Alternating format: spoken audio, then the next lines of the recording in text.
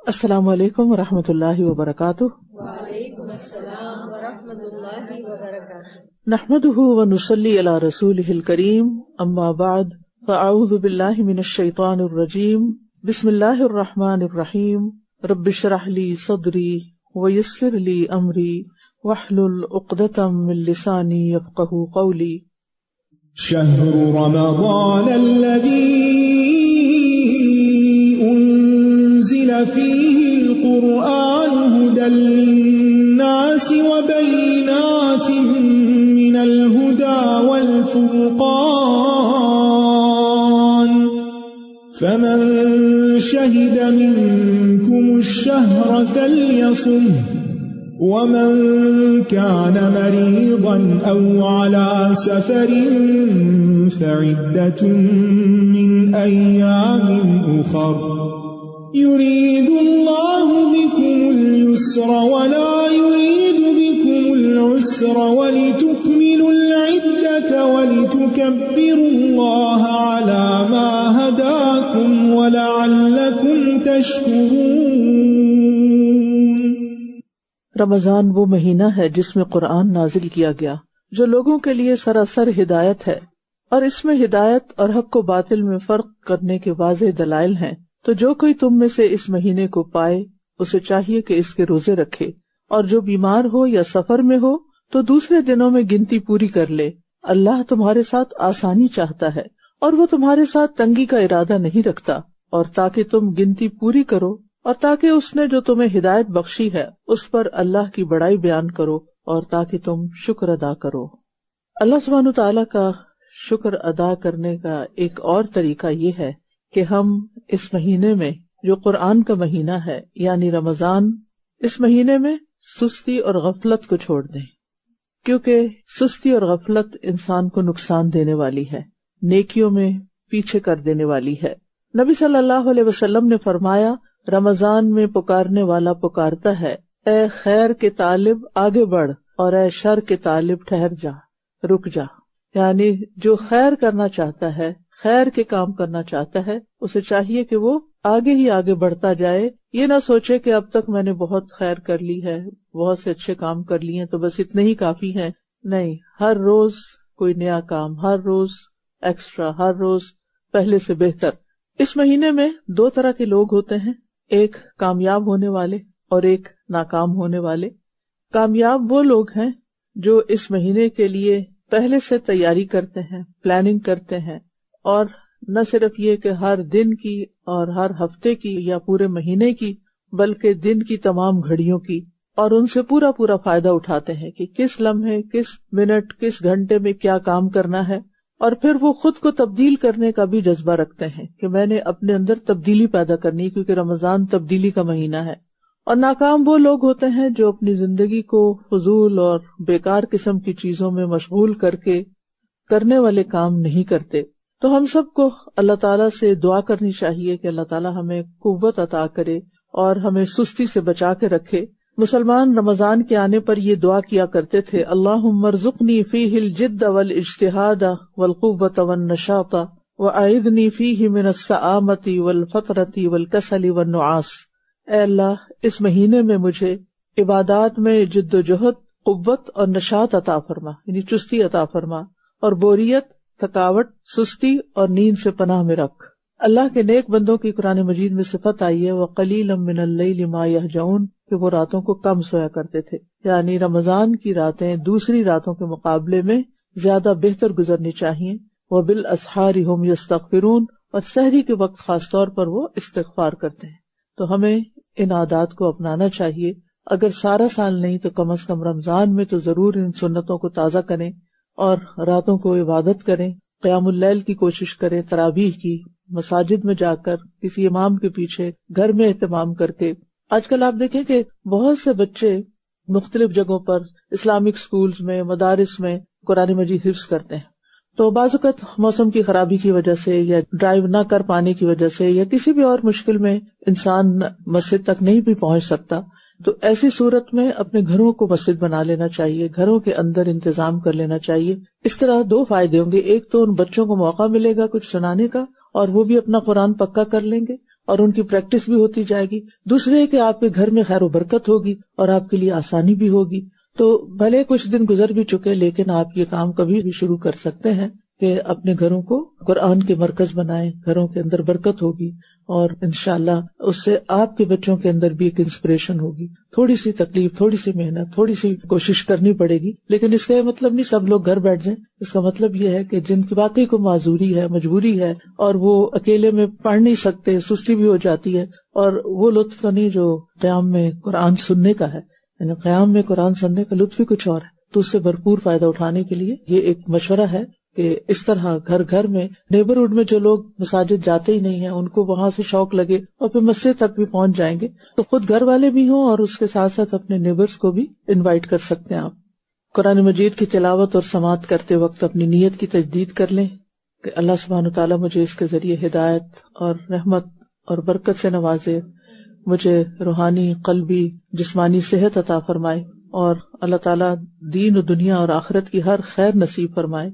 अल्लाह ताला हम सबको अच्छे अच्छे आमाल की तौफीक दे, ऐसे आमाल की कि जिनके जरिए हमें क़यामत के दिन अर्श का साया नसीब हो।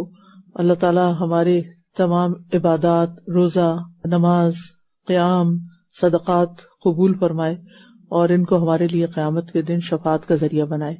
आज हम शुरू करेंगे सूरत अल-आराफ की आयत नंबर 172 से।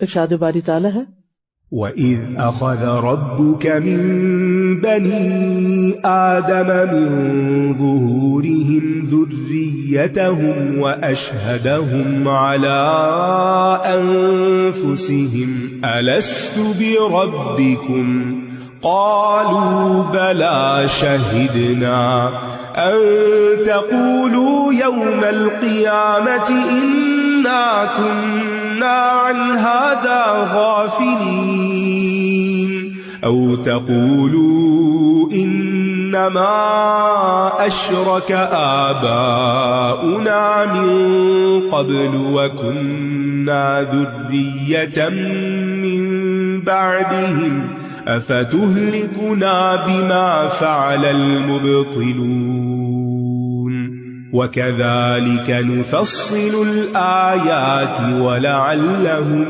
يرجعون واتل عليهم نبأ الذي آتيناه آياتنا فانسلخ منها فأتبعه الشيطان فكان من الغاوين ولو شئنا لرفعناه بها ولكنه أخلد إلى الأرض واتبع هواه فمثله كمثل الكلب إن تحمل عليه يلهث أو تتركه يلهث ذلك مثل القوم الذين كذبوا بآياتنا فاقصص القصص لعلهم يتفكرون ساء مثلا القوم الذين كذبوا بآياتنا وأنفسهم كانوا يظلمون من يهد الله فهو المهتدي ومن يضلل فأولئك هم الخاسرون ولقد ذرأنا لجهنم كثيرا من الجن والإنس لهم قلوب لا يفقهون بها ولهم أعين لا يبصرون بها ولهم آذان لا يسمعون بها أولئك كالأنعام بل هم أضل أولئك هم الغافلون ولله الأسماء الحسنى فادعوه بها وذروا الذين يلحدون في أسمائه سيجزون ما كانوا يعملون وممن خلقنا أمة يهدون بالحق وبه يعدلون. اور جب آپ کے رب نے بنی آدم کی پشتوں سے ان کی اولاد کو نکالا اور انہیں خود ان کے نفسوں پر گواہ بنایا، پھر پوچھا کیا میں تمہارا رب نہیں ہوں؟ انہوں نے کہا ہاں، ہم گواہی دیتے ہیں کہ آپ ہی ہمارے رب ہیں، تاکہ تم قیامت کے دن یہ نہ کہو کہ ہم تو اس سے بالکل غافل تھے. اوپر آیات میں رسولوں اور کتاب کے ذریعے ہدایت کا ذکر تھا. کائنات اور خود انسان کی ذات میں ہدایت کی دلیلوں کا ذکر یہاں آتا ہے. اس آیت کی دو تفسیریں بیان کی گئی ہیں. ایک تو یہ کہ ہر انسان کی فطرت میں اللہ نے توحید رکھ دی ہے، یعنی ہر انسان کے اندر یہ طلب رکھ دی گئی ہے کہ وہ جانے کہ میرا رب ایک ہے جس نے مجھے پیدا کیا اور وہی مجھے روزی دیتا ہے. تو خود انسان کی پیدائش ہی اللہ کی ذات پر ایک بہت بڑی دلیل ہے، کیونکہ کوئی چیز خود سے خود نہیں بنتی، کوئی بنانے والا اس کو بناتا ہے. اور پھر یہ کہ ہمارا دین ہمیں یہ بھی بتاتا ہے کہ ہر بچہ فطرت پر پیدا ہوتا ہے. اور دوسرے اس سے مراد وعدہ الست ہے، وہ عہد و پیمان جو اللہ تعالیٰ نے آدم علیہ السلام کی پشت سے تمام اولاد آدم کو نکال کر ان سے لیا، اور جو عہد الست کے نام سے مشہور ہے. یہاں آیت میں بھی آپ دیکھ رہے ہیں کہ آپ کے رب نے بنی آدم کی پشتوں سے ان کی اولاد کو نکالا. یہ کب ہوا تھا اس کے بارے میں ایک حدیث میں آتا ہے جو مسند احمد کی حدیث ہے اور السلسلہ صحیحہ میں بھی ہے. نبی صلی اللہ علیہ وسلم نے فرمایا اللہ تبارک و تعالی نے آدم علیہ السلام کی پشت میں موجود تمام اولاد سے نعمان یعنی میدان عرفات میں عہد لیا تھا. پھر اللہ نے ان کی صلب سے ان کی ساری اولاد نکالی جو اس نے پیدا کرنی تھی، اور اسے اپنے سامنے چھوٹی چھوٹی چیونٹیوں کی شکل میں بکھیر دیا. پھر ان کی طرف متوجہ ہو کر ان سے کلام کیا اور فرمایا کیا میں تمہارا رب نہیں ہوں؟ انہوں نے کہا کیوں نہیں؟ تم قیامت کے دن یہ نہ کہہ سکو کہ ہم تو اس سے بے خبر تھے، یا تم یہ کہنے لگو کہ ہم سے پہلے ہمارے آباء و اجداد نے بھی شرک کیا تھا، ہم ان کے بعد انہی کی اولاد تھے، تو کیا تو ہمیں باطل پرستوں کے عمل کی وجہ سے ہلاک کرے گا؟ اب یہاں پر ایک سوال پیدا ہوتا ہے کہ اگر کوئی یہ کہے کہ ہمیں تو نہیں یاد کہ ہم نے کوئی ایسا وعدہ کیا تھا، تو اللہ تعالیٰ نے پیغمبروں کو بھیجا ہی اس لیے تاکہ انہیں وہ وعدہ یاد کرا دیں. یا تم یہ نہ کہو کہ شرک تو اس سے پہلے ہمارے آباء و اجداد نے کیا تھا اور ہم تو ان کے بعد انہی کی اولاد تھے، کیا پھر تو ہمیں اس کام کی وجہ سے ہلاک کرے گا جو ان غلط کاروں نے کیا تھا؟ یعنی قیامت کے دن مشرکین کے شرک سے متعلق ان کا کوئی عذر قابل قبول نہیں ہوگا، یعنی چاہے وہ اپنے باپ دادا کو بلیم کریں لیکن ان کی یہ دلیل ان کے کام نہیں آئے گی. اور اسی طرح ہم آیات کو کھول کھول کر بیان کرتے ہیں، اور اس لیے کہ یہ رجوع کر لیں، یعنی پلٹ آئیں، اور انہیں اس شخص کا حال پڑھ سنائیے جسے ہم نے اپنی آیات عطا کی، یعنی وہ عالم تھا، پھر وہ ان سے بالکل نکل گیا، سارا علم بھلا دیا، چھوڑ دیا، تو شیطان اس کے پیچھے لگ گیا، پھر وہ گمراہوں میں شامل ہو گیا. آیت کے الفاظ سے یوں معلوم ہوتا ہے کہ یہ کسی خاص شخص کا واقعہ ہے، اور ایسا ہو سکتا ہے، لیکن قرآن و سنت میں ہم دیکھتے ہیں کہ اللہ اور اس کے رسول کا جو انداز تخاطب انتہائی بلند اخلاق پر مبنی ہے، یعنی کسی کی بھی غلطی نام لے کر نہیں بتائی جاتی سوائے ابو لہب کے. تو یہاں پر اس کا کیریکٹر بتا دیا گیا، وہ کیسا انسان ہے وہ بتا دیا گیا، اس کی غلطی اور خرابی بتا دی گئی، نام نہیں بتایا گیا. لہٰذا ہم دیکھتے ہیں کہ مفسرین نے بعد میں یہ نام ڈھونڈنے کی کوشش کی اور کچھ لوگوں کے نام لیے بھی، لیکن بات یہ ہے کہ جس کسی کے اندر بھی یہ صفات ہوں گی اس پر یہ مثال چسپاں ہوگی، بھلے وہ کوئی بھی ہو. یعنی وہ شخص جو علم کی طرف آیا، قرآن پڑھا، سمجھا، اور پھر سب کچھ پیچھے چھوڑ کے دنیا کی طرف نکل گیا اور اس طرح بھلایا گویا کہ وہ جانتا ہی نہ تھا. فانسلخ منہا کا مطلب ہے انسلاخ کہتے ہیں کھال اتارنے کو، یعنی مسلوخ کہتے ہیں وہ بکری جس کی کھال اتار دی گئی. تو آپ نے کبھی جانور ذبح ہونے کے بعد کھال اتری ہوئی دیکھی؟ کھال والا جانور اور بغیر کھال کے جانور، تو اس سے تشبیہ دی، یعنی اس کا تو حلیہ ہی بدل گیا. کھال کے ساتھ بکری کچھ اور طرح نظر آتی ہے، جب کھال اتر جاتی ہے تو کچھ اور ہی نظر آتی ہے. تو یہ دراصل بے عمل علم والے کی مثال ہے کہ وہ اپنی خواہشات کے پیچھے چلتے ہوئے شیطان کے قابو میں آ گیا. یعنی یہ وہ شخص ہے کہ جس کا علم صرف اس کی زبان پر تھا، وہ علم نافع نہیں تھا. جب انسان کا عمل اور اس کی خواہش علم کے مخالف ہو، یعنی قرآن میں کچھ لکھا ہوا ہے اور انسان کی خواہشات کچھ اور ہی ہیں اور عمل کچھ اور ہی کر رہا ہے، تو پھر اللہ تعالیٰ وہ علم بھی چھین لیتا ہے. انسان کا اس علم سے بھی کوئی تعلق نہیں رہتا. ایسا شخص اپنے علم سے ایسے نکل جاتا ہے جیسے سانپ کچلی سے نکل جاتا ہے، یا جیسے کپڑے اتار دینے کے بعد کپڑوں کا جسم سے کوئی تعلق نہیں رہتا، کیونکہ وہ اوپر کی الگ لیئر ہے نا، تو وہ لیئر اتر گئی. تو اسی طرح جو بے عمل عالم ہوتا ہے اس کی بھی لیئر اتر جاتی ہے جب وہ اس ماحول سے یا اس وقت سے باہر نکلتا ہے. تو ایسا ہوا کیوں؟ وہ اپنی خواہشات کی وجہ سے گمراہ ہوا. اچھا، آیات کا علم ہونے کے باوجود نکل جانا جو ہے خواہشات کے علاوہ شیطان کا وسوسہ بھی ہو سکتا ہے، شیطان کا بہکانا بھی ہو سکتا ہے، کیونکہ شیطان کبھی نہیں چاہتا کہ ہم اپنے علم پر عمل کریں، جو کہتے ہیں وہ کریں بھی، اور انسان کو جگہ جگہ بھلوا دیتا ہے. اور انسان جب شیطان کے وسوسے کی اطاعت کرتا ہے تو شیطان پھر اس کو قابو کر لیتا ہے، اپنے تابع کر لیتا ہے، اور پھر ہمیشہ گمراہ کرتا رہتا ہے.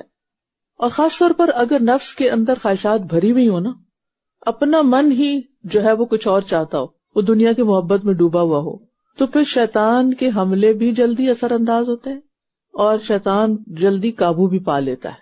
لیکن اگر انسان خود پہلے اپنے نفس پر کنٹرول کر لیتا ہے، یعنی سیلف کنٹرول اس کے اندر آ جاتا ہے، تو پھر باہر کے حملے اس پر اثر نہیں کرتے. یہ ایسے ہی جس کا امیون سسٹم اسٹرانگ ہوتا ہے اس پر باہر کے جراثیم اثر نہیں کرتے، کیونکہ اگر وہ حملہ آور ہوتے بھی ہیں تو کیا ہوتا ہے، اندر جو فائٹرز بیٹھے ہوئے ہیں وہ آنے والے کو کل کر دیتے ہیں، کیونکہ ہم تو ہر وقت جراثیموں سے ایکسپوز ہوتے رہتے ہیں. کوئی کھانس رہا ہے، کوئی چھینک رہا ہے تو جراثیم باہر نکلتے ہیں یا نہیں، سب کو پتا ہے نکلتے ہیں، اور وہ فضا میں پھیل بھی جاتے ہیں اور پھر دوسرے لوگ ان کو انہیل بھی کر لیتے ہیں.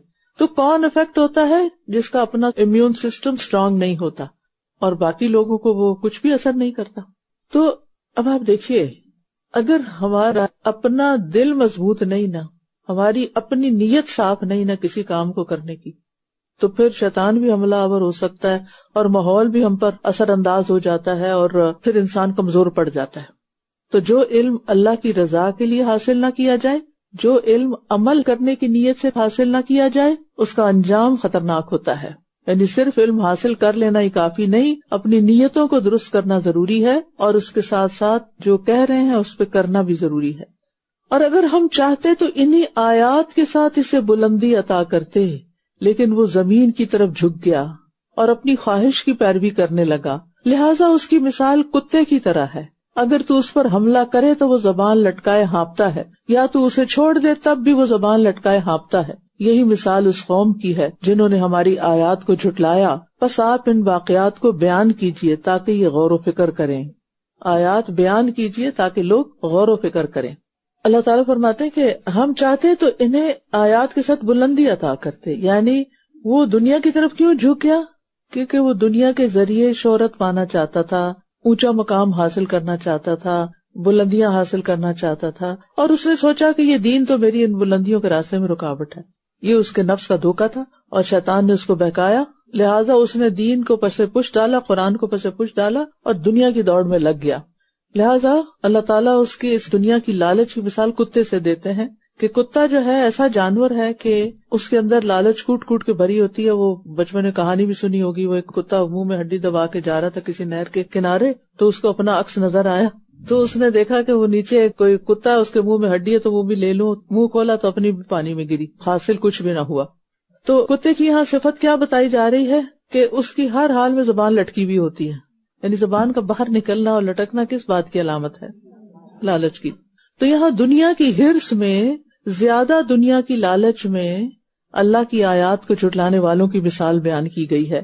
ایسا شخص دنیا کے لیے ہر حلال حرام طریقے سے جد و جہد کرتا ہے، لیکن اس کا لالچ کہیں ختم نہیں ہوتا، جس کی وجہ سے اس کی محتاجی کوئی چیز دور نہیں کر سکتی، کیونکہ اندر لالچ ہے نا. تو وہ بہت کچھ ہونے کے باوجود بھی اس کا من نہیں بھرتا. وہ کہتا ہے ابھی تو تھوڑا ہے، کیونکہ وہ اپنے سے اوپر والوں کو دیکھ رہا ہے. اگر اپنے سے نیچے والوں کو دیکھے تو اپنے آپ کو مطمئن پائے. تو ان آیات میں دراصل علم کے مطابق عمل کرنے کی ترغیب دی گئی ہے اور عمل نہ کرنے سے ڈرایا گیا ہے، کیونکہ انسان ایسی صورت میں پھر اسفل السافلین میں جا پڑتا ہے. اور علم جو ہے وہ انسان کو عظمتوں کی طرف لے جاتا ہے، لیکن علم کے باوجود خواہشات کے پیچھے لگنا بدبختی کی علامت ہے. آپ دیکھیے کہ دنیا میں جو بھی انسان جینوئنلی پڑھا لکھا ہو، سمجھدار ہو، وہ بے قدرہ نہیں ہوتا، وہ کہیں نہ کہیں اپنی جگہ بنا لیتا ہے. آپ کیوں اپنے بچوں کو کہتے ہیں پڑھو پڑھو پڑھو، کچھ بن جاؤ؟ کیونکہ آپ کو پتا ہے کہ علم کی ویلیو ہے، اسی لیے آپ ان کے اوپر لاکھوں خرچ کر کے ان کو کچھ بنانے کی کوشش کرتے ہیں، کیونکہ علم کی ویلیو ہے. تو علم انسان کو بلندی دیتا ہے، لیکن جب علم رکھنے والا زمین یعنی دنیا سے چمٹ جائے، خواہشات کے پیچھے لگ جائے، تو یہی اس کی بدبختی کی علامت ہو جاتی ہے. تو وحی الہی کی پیروی جیسی کوئی عزت نہیں اور خواہشات کی پیروی جیسی کوئی ذلت نہیں. قرآن و سنت کی پیروی کر کے انسان بلندیوں کو چھونے لگتا ہے. وہ تؤتی اکلھا کل حین باذن ربھا، وہ درخت سے مثال دی گئی ہے نا کہ اس کی فرعھا فی السماء، ٹھیک ہے، اس کی بلندیاں. اور پھر یاد رکھیے کہ صرف علم حاصل کرنے سے بلندی نہیں ملتی، بلکہ حق کی پیروی کرنے سے بلندی ملتی ہے. اور علم حاصل کر کے کبھی مغرور بھی نہیں ہونا چاہیے، کیونکہ شیطان کی مثال ہمارے سامنے ہے. کہا جاتا ہے کہ اس نے ہزاروں برس عبادت کی تھی، لیکن اسے عبادت کا غرور ہو گیا تھا کہ میں بڑا عبادت گزار ہوں، جس کے نتیجے میں وہ راندہ درگاہ ہوا. اور اپنے علم کو اپنی ذہانت کا سبب بھی نہیں سمجھنا چاہیے. اور پھر یہ ہے کہ جب صحیح مقاصد کے لیے علم حاصل نہیں کیا جاتا نا، تو پھر ایسے علماء جو ہیں ان چیزوں پر بڑے برہم ہوتے ہیں جو ان کے نفس کے خلاف ہوتی ہیں. اس لیے پھر ایسے لوگوں سے بھی پرہیز کرنی چاہیے، یعنی فاجر عالم اور جاہل عابد سے بھی بچنا چاہیے، کیونکہ یہ دونوں قسم کے افراد ہر شخص کے لیے فتنہ ہوتے ہیں. اور جس کو اللہ نے علم دیا ہو اور عمل بھی دیا ہو، اس کی قدر کریں اور اللہ کا شکر ادا کریں کہ اللہ نے آپ کو ایسے لوگوں سے ملایا کہ جو صرف باتیں نہیں کرتے بلکہ کچھ کر کے بھی دکھاتے ہیں. کتنی بری مثال ہے ان لوگوں کی جنہوں نے ہماری آیات کو جھٹلایا اور وہ اپنے ہی نفسوں پر ظلم کرتے رہے. جسے اللہ ہدایت دے وہی ہدایت پانے والا ہے، اور جسے وہ بھٹکا دے تو ایسے ہی لوگ خسارہ پانے والے ہیں. ہدایت اللہ کا نور ہے، وہ جسے چاہتا ہے عطا کرتا ہے. من یہد اللہ فہو المہتدی. اور اگر اللہ کسی کو ہدایت نہیں دیتا تو وہ ظلم نہیں کرتا، کیونکہ اس کو پتا ہے کہ ہدایت کہاں رکھنی ہے. اور اللہ کی ہدایت پانے کے لیے اپنے اندر طلب بھی رکھنی ہوگی، کیونکہ اللہ ہمارے دلوں کو دیکھتا ہے نا، اس کو پتا ہے ہم کیا چاہتے ہیں. ہم میں سے ہر ایک اپنی نیت کا جائزہ لے اور بار بار لے اور خود احتسابی کے عمل سے خود کو روز گزارے. میں کیا چاہتی، میری خواہشات کیا ہیں، مجھے کن چیزوں کا غم لگا ہوا ہے اگر وہ میرے پاس نہیں، میرے دماغ میں زیادہ تر سوچ کیا رہتی، کس چیز سے متعلق رہتی ہے. یعنی اپنا احتساب ہم خود کریں، کیونکہ اللہ کی ہدایت پانے کے لیے اپنی نیت کو درست کرنا ہوگا، اپنے عمل کو درست کرنا ہوگا. اور ہم نے بہت سے جنوں اور انسانوں کو یقینی طور پر جہنم کے لیے پیدا کیا. ان کے پاس دل ہیں جن سے وہ سمجھتے نہیں. یعنی کیوں ہیں جہنم میں جانے والے؟ کیونکہ وہ اپنے دل سے غور و فکر نہیں کرتے. اور ان کے پاس آنکھیں ہیں جن سے وہ دیکھتے نہیں، اور ان کے پاس کان ہیں جن سے وہ سنتے نہیں. یہ لوگ چوپایوں کی طرح ہیں، جانوروں کی طرح ہیں، بلکہ ان سے بھی زیادہ گمراہ ہیں. یہی لوگ غفلت میں مبتلا ہیں. اللہ سبحانہ وتعالیٰ نے جن و انس کو ایک مقصد دے کے دنیا میں بھیجا، لیکن جو لوگ اپنا مقصد پورا نہیں کر رہے، یعنی عبادت نہیں کرتے اللہ کی، اللہ کو نہیں پہچانتے، وہ جانوروں سے بھی بدتر ہیں. کیونکہ جانور بھی اپنا فائدہ اور نقصان پہچانتا ہے اور مالک کی اطاعت بھی کرتا ہے. آپ نے دیکھا ہوگا کہ جہاں کہیں دانا ہوتا ہے دور سے پرندے اڑ کے وہاں پہنچ جاتے، پتہ نہیں کیسے خبر ہو جاتی ہے ان کو. اور کتنی چھوٹی چھوٹی ان کی آنکھیں ہوتی ہیں، وہ آسمان سے وہ دیکھ لیتے ہیں کہ کہاں پر ہمارے کھانے کی کوئی چیز ہے. پتہ نہیں ان کو اسمیل آ جاتی ہے، وہ دیکھ پاتے ہیں، حیرت ہوتی ہے. لیکن یہ کہ ان کو اپنا مفاد پتا ہے نا، کہاں سے کچھ ملے گا وہاں پہنچ جاتے ہیں. کچھ انسان بھی ایسے ہوتے ہیں جہاں ان کا مفاد ہوتا ہے وہاں پہنچ جاتے ہیں، اور جو چیز ان کے دل میں نہیں ہوتی، جس کی وہ حرص نہیں رکھتے، وہ چھوڑ دیتے ہیں. تو یہ لوگ کس لیے غافل ہیں؟ کیونکہ وہ اجر و ثواب کی امید نہیں رکھتے. جانوروں کی طرح ہے کیونکہ ان کا مقصد صرف کھانا پینا ہے. ان سے بھی زیادہ بہکے ہوئے ہیں کیونکہ اپنے فائدے اور نقصان نہیں دیکھ پاتے. اچھا، کچھ جانوروں کی عقل مندی تو اللہ نے قرآن میں بھی بیان کی ہے. مثلاً ہدہد، ایک ہدہد پوری قوم کے اسلام لانے کا سبب بنی. وہ ایک اور ملک کی خبر لے کر آئی سلیمان علیہ السلام کے پاس. اس زمانے میں اور ذریعہ نہیں تھا، کوئی میڈیا کا دور نہیں تھا، تو اللہ نے اور اسباب پیدا کر دیے. ایک چونٹی نے لشکر کا راستہ بدل دیا، چونٹی. ایک مچھلی نے ایک نبی کو پناہ دی، یونس علیہ السلام کو. کبے نے آدم کے بیٹے کو لاش دفن کرنا سکھائی. تو بات یہ ہے کہ جانوروں کے اندر بھی بڑی بڑی سمجھ اور عقل ہے، اور بعض اوقات وہ انسانوں کو عقل دے جاتے ہیں. یعنی اگر انسان پرندوں کی اڑان پر ہی غور کرے، کتنے ڈسپلن سے بعض اوقات لائن میں جا رہے ہوتے ہیں، اور اس کے مقابلے میں انسان زمین پر دیکھے لوگوں کو. اور پھر آپ دیکھیے کہ انسان ہر حال میں ہدایت کے لیے اللہ کا محتاج. اس لیے ہر نماز کی ہر رکعت میں، ہر سورت فاتحہ میں اہدنا الصراط المستقیم پڑھا جاتا ہے، کیونکہ ہدایت مانگنی پڑتی، طلب کرنی پڑتی، اس کے لیے دعا کرنی پڑتی ہے. اور پھر یہ دعا بھی کریں کہ اللہ ہمارے جو اعضاء تو نے دیے ہیں، کان، آنکھ اور دل خاص طور پر ہمیں ان سے فائدہ پہنچا. اللہم متعنا باسماعنا وابصارنا، کیونکہ اللہ تعالیٰ ان لوگوں سے ناراض ہوتے ہیں جو اپنے ان اعضاء سے کام نہیں لیتے.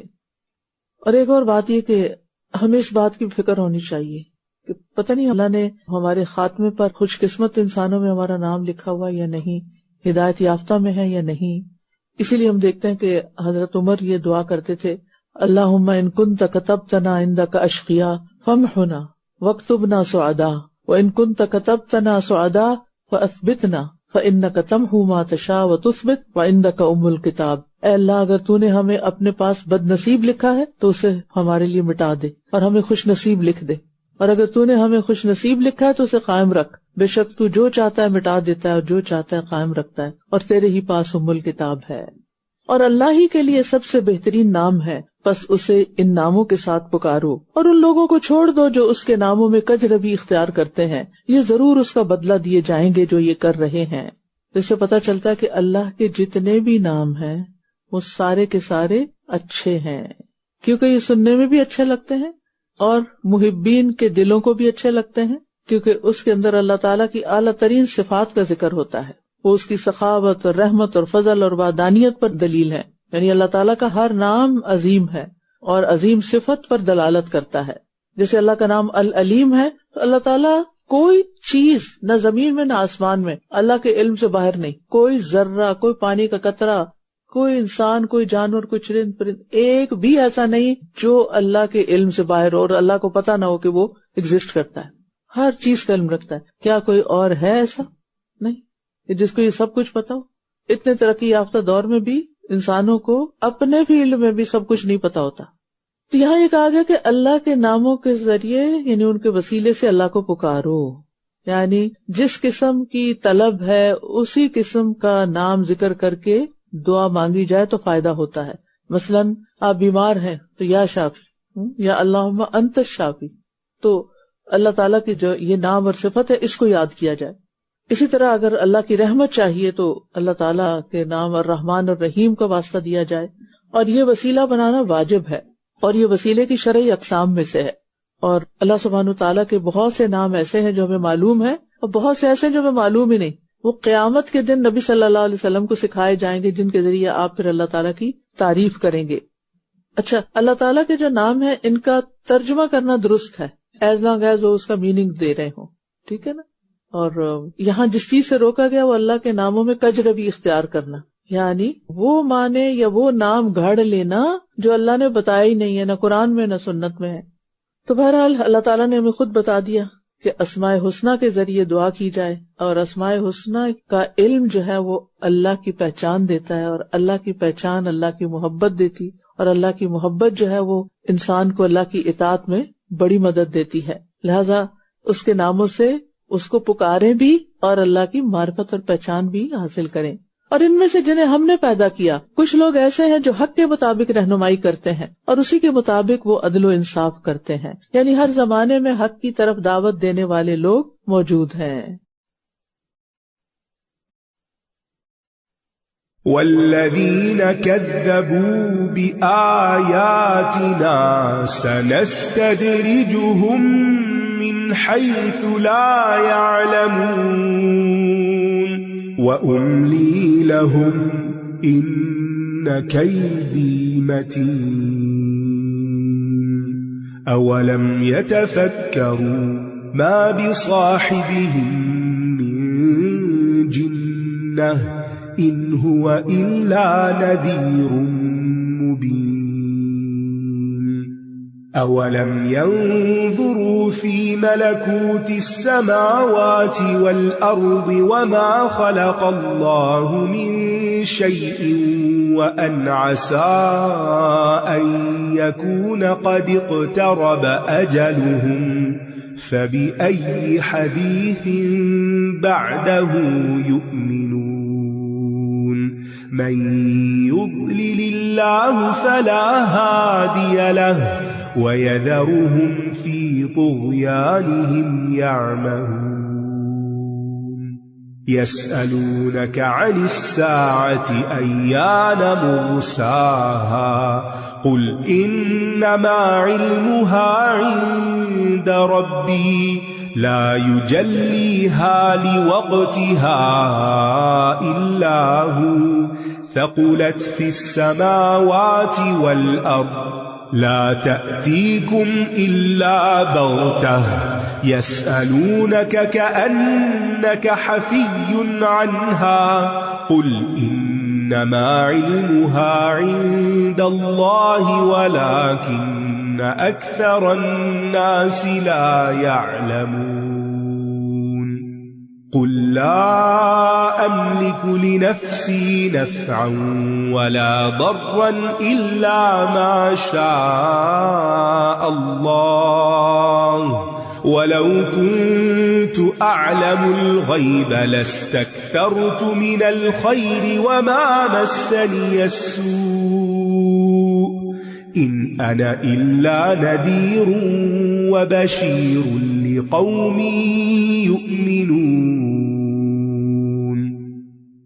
اور جن لوگوں نے ہماری آیات کو جھٹلا دیا ہم انہیں ضرور اس طرح آہستہ آہستہ وہاں سے پکڑیں گے جہاں سے یہ جانتے بھی نہ ہوں گے. یعنی اللہ سبحانہ وتعالیٰ کی پکڑ ایک دم نہیں آتی. شیطان انسان کے لیے اس کے برے عمل خوبصورت بناتا رہتا ہے اور انسان سمجھتا ہے کہ میں سب اچھا کر رہا ہوں، میں ٹھیک کر رہا ہوں، حالانکہ وہ غلط کر رہا ہوتا ہے. لہٰذا نہ وہ توبہ کرتا نہ اپنی اصلاح کرتا ہے، اور پھر ایک دم جب پکڑ آتی ہے تو انسان ہلاکت کو جا پہنچتا ہے. اور یہ جو استدراج ہوتا ہے یہ اس طرح بھی ہوتا ہے کہ جب انسان کوئی نیا غلط کام کرتا ہے تو اس کو کوئی نئی نعمت بھی ساتھ مل جاتی اور وہ اور خوش ہو جاتا، بھول جاتا ہے کہ دیکھا نا جو میں نے کیا وہ ٹھیک تھا، اس کی کوئی تعویل کر لیتا ہے. لہٰذا پھر اسی پر پکڑ آ جاتی ہے بعد میں. یعنی جب بھی نعمتوں کی فراوانی ہو، زیادہ نعمتیں آنے لگیں، وسعتیں ہوں تو شکر میں اضافہ کر دیں، اللہ کے آگے اور جھک جائیں، ان نعمتوں کو پا کر سرکشی اختیار نہ کریں، اللہ کی نافرمانیاں نہ کریں کیونکہ پکڑ آنے میں دیر نہیں لگتی. تو یہ بہت ڈرنے کی بات ہے کہ غفلت میں پڑے ہوئے لوگوں کو اللہ تعالیٰ فوراً نہیں پکڑتا، انہیں ڈھیل دیتا ہے اور پھر اچانک رسی کھینچ لیتا ہے. اور اگر خاص طور پر نافرمانی کرنے کے باوجود نعمتیں ملتی رہیں تو اور بھی ڈرنا چاہیے. اور جو لوگ اللہ کی حدود توڑ رہے ہوں اگر وہ بڑے خوشحال نظر آتے ہیں تو اس سے کبھی بھی متاثر نہ ہوں کہ یہ ان پر اللہ کا بڑا فضل ہے. یعنی کسی گناہگار کو صحت اور اچھی حالت میں دیکھ کر دھوکہ نہیں کھانا چاہیے کہ ایک شخص گناہ پہ گناہ کر رہا ہے اور وہ دنیا میں دندناتا پھر رہا ہے. پکڑ کا وقت دور نہیں اور میں انہیں مہلت دے رہا ہوں، بے شک میری تدبیر بہت مضبوط ہے. املا کہتے ہیں لمبی مہلت کو، یعنی زیادہ دن کے لیے. یعنی اگر کوئی اپنی نعمتوں پر شکر گزار نہیں تو وہ بھولے نہیں کہ اللہ نے اس کو ڈھیل دی ہوئی ہے، یہ اس کی ناکامی کی طرف اس کو لے جا رہی ہے. کیا بھلا انہوں نے غور و فکر نہیں کیا کہ ان کے ساتھی کو کوئی جنون لاحق نہیں، وہ تو ایک کھلم کھلا خبردار کر دینے والا ہے. کیا انہوں نے غور نہیں کیا آسمانوں اور زمین کی بادشاہت میں اور کسی بھی ایسی چیز میں جو اللہ نے پیدا کی، اور یہ کہ شاید ان کا مقررہ وقت قریب آ چکا ہو، پھر اس کے بعد یہ کس بات پر ایمان لائیں گے؟ جسے اللہ گمراہ کر دے پھر اسے کوئی ہدایت دینے والا نہیں، اور وہ انہیں ان کی سرکشی میں چھوڑ دیتا ہے، یہ بھٹکتے پھرتے ہیں. ہدایت اور گمراہی اللہ کے ہاتھ میں ہے، لیکن گمراہی میں چھوڑنے کے لیے اللہ کا ایک قانون ہے کہ گمراہ کس کو کرتا ہے؟ جو نیکی کا راستہ چھوڑ کر بدی کا راستہ اختیار کر لیتا ہے، اور پھر اللہ سبحانہ وتعالیٰ اس میں اس کو بھٹکنے کے لیے چھوڑ دیتا ہے. فی طغیانہم یعمہون، یہ منافقین کے ساتھ ہوتا ہے نا، فی طغیانہم یعمہون. وہ دھوکہ دے رہے ہوتے ہیں، سب غلط کر رہے ہوتے ہیں، لیکن اللہ سبحانہ وتعالیٰ ان کو ڈھیل دیتا چلا جاتا ہے اور بندوں کی طرح بھٹکتے پھر رہے ہیں اور سمجھتے ہیں جو کر رہے ہیں وہ صحیح ہے. یہ آپ سے قیامت کی گھڑی کے بارے میں پوچھتے ہیں کہ اس کے واقع ہونے کا وقت کب ہے. کہہ دیجئے اس کا علم تو میرے رب ہی کے پاس ہے، اسے اس کے وقت پر وہ خود ہی ظاہر کرے گا. وہ آسمانوں اور زمین پر بہت بھاری ہوگی. قیامت آسمانوں اور زمین پر بہت بھاری ہوگی، اور اسی زمین میں ہم کہیں ہوں گے. سور کی آواز سن کر جہاں جو کہیں بھی دفن ہے وہاں سے باہر نکل آئے، یعنی وہ آواز اتنی سخت ہوگی کہ زمین کے اندر تک جا پہنچے. وہ تمہارے پاس اچانک آ جائے گی. یہ لوگ آپ سے اس کے بارے میں اس طرح پوچھتے ہیں گویا آپ اس سے پوری طرح باخبر ہیں. کہہ دیجئے اس کا علم تو صرف اللہ کے پاس ہے، لیکن اکثر لوگ نہیں جانتے. قیامت کے لیے لفظ الساعہ استعمال ہوا ہے. ساعہ لمحے کو کہتے ہیں، پل کو، سیکنڈ کو. تو قیامت گویا اچانک ایک لمحے کے اندر آ جائے گی، ایک سیکنڈ میں آ جائے گی، اور اس کے آنے کی ہیبت سے آسمان و زمین لرزتے ہیں. اس کا علم زمین و آسمان بھی برداشت نہیں کر سکتا، کہاں کہ انسان، اس لیے اللہ نے اسے اپنے پاس ہی رکھا ہے. وہ آسمانوں اور زمین میں سے کسی کو بھی معلوم نہیں، صرف انسان نہیں، کسی کو بھی. قیامت کی علامات ظاہر ہوں گی، لیکن ظاہر ہونے کے کتنے عرصے بعد قیامت آئے گی، کس لمحے آئے گی، یہ صرف اللہ کو پتا ہے. آپ کہہ دیجئے میں اپنی جان کے لیے کسی نفع نقصان کا مالک نہیں مگر جو اللہ چاہے، اور اگر میں غیب کو جانتا ہوتا تو ضرور بہت زیادہ بھلائی حاصل کر لیتا اور مجھے کوئی تکلیف نہ پہنچتی. میں تو محض خبردار کرنے والا اور خوشخبری دینے والا ہوں ان لوگوں کو جو ایمان لائیں. یعنی اگر نبی صلی اللہ علیہ وسلم غیب جانتے ہوتے تو بہت سے فائدے اٹھا لیتے اور بہت سے نقصانات سے بچ جاتے، لیکن علم غیب صرف اللہ کے پاس ہے، صرف اللہ کی صفت ہے. اگر کوئی شخص یہ سمجھتا ہے کہ نبی صلی اللہ علیہ وسلم عالم الغیب تھے تو وہ ناسمجھی کا ثبوت دے رہا ہے. اگر غیب کا علم جانتے ہوتے تو حضرت عائشہ پر جب بہتان لگا تھا تو آپ کو پتہ چل جاتا، زہر آلود بکری کھانے سے پہلے ہی سمجھ جاتے کہ اس میں زہر ملا ہوا ہے. اور اسی طرح کے اور واقعات بھی ہیں جس سے پتہ چلتا ہے کہ نبی صلی اللہ علیہ وسلم غیب کا علم نہیں رکھتے تھے، بس جو اللہ نے بتا دیا اتنا ہی آپ کے پاس ہے جو قرآن و سنت میں موجود ہے، جیسے قیامت، آخرت، جنت، دوزخ کے بارے میں. اور پھر آپ دیکھیے کہ اس میں جو یہ بات ہے نا کہ نبی صلی اللہ علیہ وسلم نے اپنے بارے میں اعتراف کیا کہ میرے پاس غیب کا علم نہیں ہے، تو اگر ہمارے پاس کسی خاص مسئلے پر کوئی علم نہ ہو تو ہمیں شرم محسوس نہیں کرنی چاہیے. آپ کہہ رہے ہیں میرے پاس غیب کا علم نہیں ہے، میں یہ علم نہیں رکھتا، تو ہمیں بھی جس چیز کا نہیں پتا ہمیں کیا کہنا چاہیے؟ لا ادری، یہ علم میں نہیں رکھتی، مجھے نہیں پتا اس کا. اس سے آپ کی شان میں کوئی کمی نہیں. کیا اس بات کے کہلوانے سے اللہ تعالیٰ نے کہلوائی نا آپ سے؟ کیا نبی صلی اللہ علیہ وسلم کی عزت میں، مقام میں، شرف میں کوئی کمی ہوئی؟ قطعاً نہیں. اس شیطان نے ہمیں دھوکہ دیا ہوا ہے کہ اگر ہم لوگوں کے سامنے اپنی غلطی کو مانیں، کیونکہ وہ خود نہیں مانا نا اپنی غلطی، اگر لوگوں کے سامنے اپنی غلطی کا اعتراف کر لیا، کسی کو سوری کر لیا، کسی کو بتا دیا کہ مجھے آتا نہیں ہے، یہ میں نہیں جانتا، تو اس طرح میری تو عزت اور قدر ہی گھٹ جائے گی. لہٰذا عزت بناؤ چاہے جھوٹ پر ہی مبنی کیوں نہ ہو. تو ایسا نہیں کرنا چاہیے. یعنی be calm and be relax. Tension میں بھی نہیں آنا چاہیے کہ ہائے یہ پتہ نہیں کیا پوچھ لے اور وہ مجھے نہیں آگے. کوئی امتحان کا پرچہ تھوڑی جس پہ آپ کے نمبر لگ جائیں. آپ کے اس اعتراف اور اس سچ بولنے سے اللہ کے ہاں آپ کا مقام یقیناً بلند ہو جائے گا. اللہ کو یہ زیادہ پسند ہے کہ آپ کہیں مجھے نہیں آتا بنسبت اس کے کہ آپ غلط بتائیں لوگوں کو. لیکن آپ دیکھیے کہ عام طور پر کیا ہوتا ہے کہ ہمیں کچھ باتیں پتہ ہوتی ہیں، کچھ نہیں، کچھ کام کیے ہوتے ہیں، کچھ نہیں، لیکن ہم بڑھ چڑھ کے اپنے آپ کو منوانا چاہ رہے ہوتے ہیں. اور یہ ایک بہت خطرناک فتنہ ہے، خطرناک فتنہ. اس وقت آپ دیکھیے کہ سوشل میڈیا کی وجہ سے چونکہ فوٹوگرافی کا رواج بہت عام ہو گیا نا، اب جہاں کہیں کوئی پروگرام ہو، حتیٰ کہ مساجد میں چونکہ اب وہ ویڈیوز اماموں کی بن رہی ہوتی ہیں، لہٰذا لوگوں کا کیا شوق ہوتا ہے مجھے کہاں جگہ ملے، صف اول میں ملے. اس لیے نہیں کہ اللہ کے ہاں میرا مقام بڑھے گا اگر میں پہلی صف کا نمازی بنوں گا، اس لیے کہ وہ جو ویڈیو بنے گی اس میں، حتیٰ کہ بعض اوقات یہ بھی دیکھا گیا کہ لوگ نماز کی حالت میں بھی آنکھیں کیمرے کی طرف کر دیتے ہیں. اچھا، اسی طرح جب کوئی کام ہوتا ہے یا کوئی پروجیکٹ سامنے آتا ہے یا پروجیکٹ کامیاب ہو جاتا ہے تو لوگ ضرور یہ جتانا اور بتانا چاہتے ہیں کہ یہ دراصل میری سوچ تھی، میرا آئیڈیا تھا اور میں نے سب سے پہلے یہ تجویز دی تھی. ٹھیک ہے، کوئی اور اگر اپریشیٹ کرتا ہے تو کوئی بات نہیں، لیکن اپنے اندر یہ نیت نہیں اور وہ اندر کھلبلی نہیں مچی ہونی چاہیے کہ یہ کام ہوا تھا تو میں نے بھی اس میں حصہ ڈالا تھا اپنے آپ کو منوانے کے لیے. تو یہ بدترین قسم کی خود پسندی ہے، اور روزمرہ کی زندگی میں اس کی وجہ سے بہت سی ریاکاریاں ہوتی ہیں. اپنے آپ کو منوانے کے شوق میں کیے ہوئے عمل بھی برباد کر بیٹھتے ہیں کہ لوگ مان جائیں مجھے کسی طرح کہ میں بڑی حیثیت اور بڑی شخصیت کی مالک ہوں. اس شوق سے باہر نکل آنا چاہیے، سکون کی نیند آئے گی. کیونکہ اس دکھاوے نے اتنی خرابیاں پیدا کی ہیں. ہم زیادہ سے زیادہ مال خرچ کیوں کرتے ہیں شادیوں پر؟ چاہے دلہن بیچاری کا حال خراب ہو، کیوں کرتے؟ دکھاوا.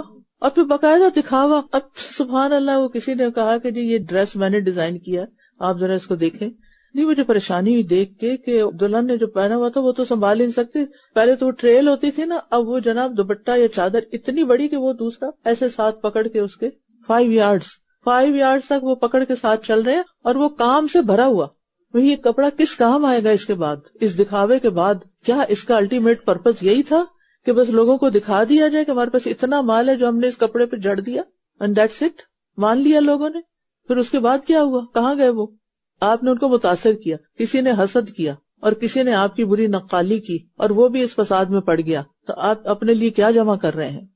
तो नबी सल्लल्लाहु अलैहि वसल्लम की हम्बलनेस देखें कि सबसे बेहतरीन इंसान है और फरमा रहे हैं अगर मुझे इल्म गैब होता तो मैं अपने लिए बड़ी भलाई हासिल करता और मुझे कभी कोई तकलीफ ना पहुंचती, यानी मैं पहले से बंदोबस्त कर लेता, उसका तोड़ कर लेता। हुवल्लज़ी खलक़कुम मिन नफ्सिन वाहिदतिन वजअल मिन्हा ज़ौजहा लियस्कुन इलैहा فلما تغشاها حملت حملا خفيفا فمرت به فلما أثقلت دعوا الله ربهما لئن آتيتنا صالحا لنكونن من الشاكرين فلما آتاهما صالحا جعلا له شركاء فيما آتاهما فتعالى الله عما يشركون أيشركون ما لا يخلق شيئا وهم يخلقون ولا يستطيعون لهم نصرا ولا أنفسهم ينصرون وإن تدعوهم إلى الهدى لا يتبعوكم سواء عليكم أدعوتموهم أم أنتم صامتون إن الذين تدعون من دون الله عباد أمثالكم فادعوهم فليستجيبوا لكم إن كنتم صادقين ألهم أرجل يمشون بها أم لهم أيدي يبطشون بها أم لهم أعين يبصرون بها أم لهم آذان يسمعون بها قل ادعوا شركاءكم ثم كيدون فلا تنظرون إن ولي الله الذي نزل الكتاب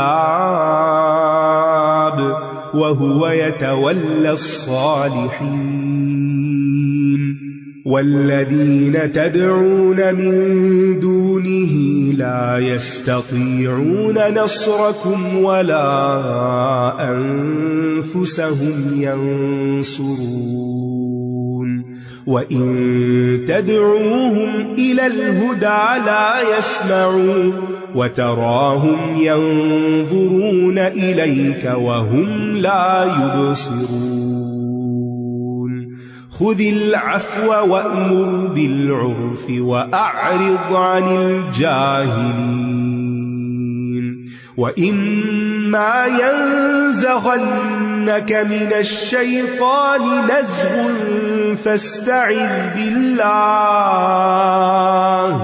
إنه سميع عليم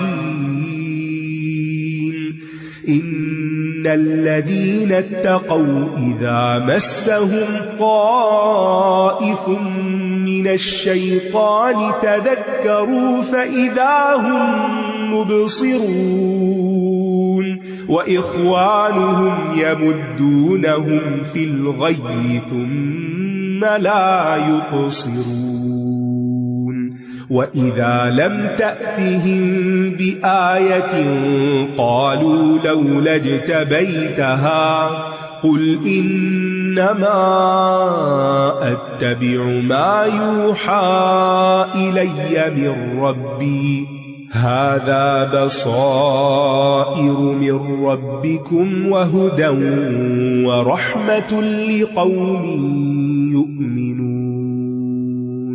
وَإِذَا قُرِئَ الْقُرْآنُ فَاسْتَمِعُوا لَهُ وَأَنصِتُوا لَعَلَّكُمْ تُرْحَمُونَ وَاذْكُرْ رَبَّكَ فِي نَفْسِكَ تَضَرُّعًا وَخِيفَةً وَدُونَ الْجَهْرِ مِنَ الْقَوْلِ بِالْغُدُوِّ وَالْآصَالِ وَلَا تَكُن مِّنَ الْغَافِلِينَ إِنَّ الَّذِينَ عِندَ رَبِّكَ لَا يَسْتَكْبِرُونَ عَنْ عِبَادَتِهِ وَيُسَبِّحُونَهُ وَلَهُ يَسْجُدُونَ۔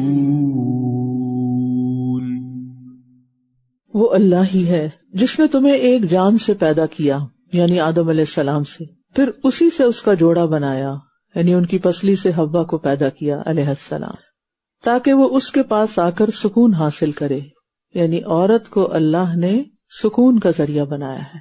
عورت سکون دے کر خوش ہوتی ہے۔ پھر جب اس مرد نے اسے ڈھانپ لیا تو اس عورت نے ہلکا سا حمل اٹھا لیا، پھر وہ اسے لے کر چلتی پھرتی رہی۔ پھر جب وہ بوجھل ہو گئی تو ان دونوں نے اللہ سے دعا کی جو ان کا رب ہے کہ اگر تو نے ہمیں صحیح سلامت بچہ عطا کیا تو ہم ضرور ہی شکر گزار ہوں گے۔ تو اس سے پتہ چلتا ہے کہ شادی کا ایک بڑا مقصد، شادی کے بعد میاں بیوی کا تعلق کس لیے ہے؟ انسان کی ایک بڑی ضرورت پوری کرنے کے لیے، اور وہ ہے سکون اور راحت۔ تو جس شادی کے نتیجے میں سکون اور راحت پہلے سے بھی زیادہ برباد ہو جائے، وہاں پھر ضرور کوئی اللہ کی نافرمانی ہے۔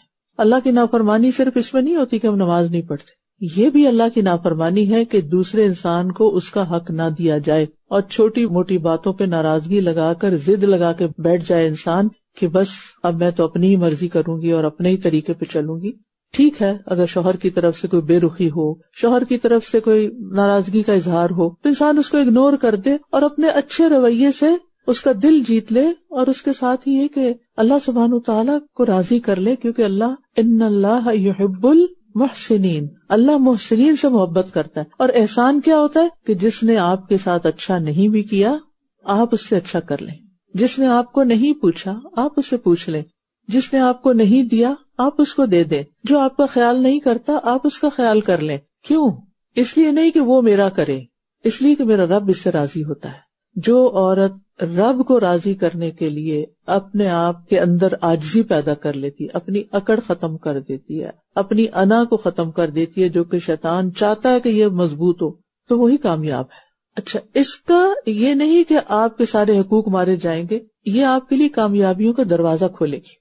یعنی آپ دیکھیے کہ جب آپ اچھا سلوک کریں گے، اور یک طرفہ طور پہ بعض اوقات کرنا پڑ جاتا، کچھ تو جوڑے خوش قسمت ہوتے ہیں، دونوں طرف سے بڑی محبت ہوتی ہے، لیکن ہر ایک کے ساتھ ایسا نہیں ہوتا، بلکہ میجورٹی میں یہ دیکھا گیا کہ مزاج کے مختلف ہونے سے کچھ نہ کچھ کھٹپٹ لگی رہتی ہے۔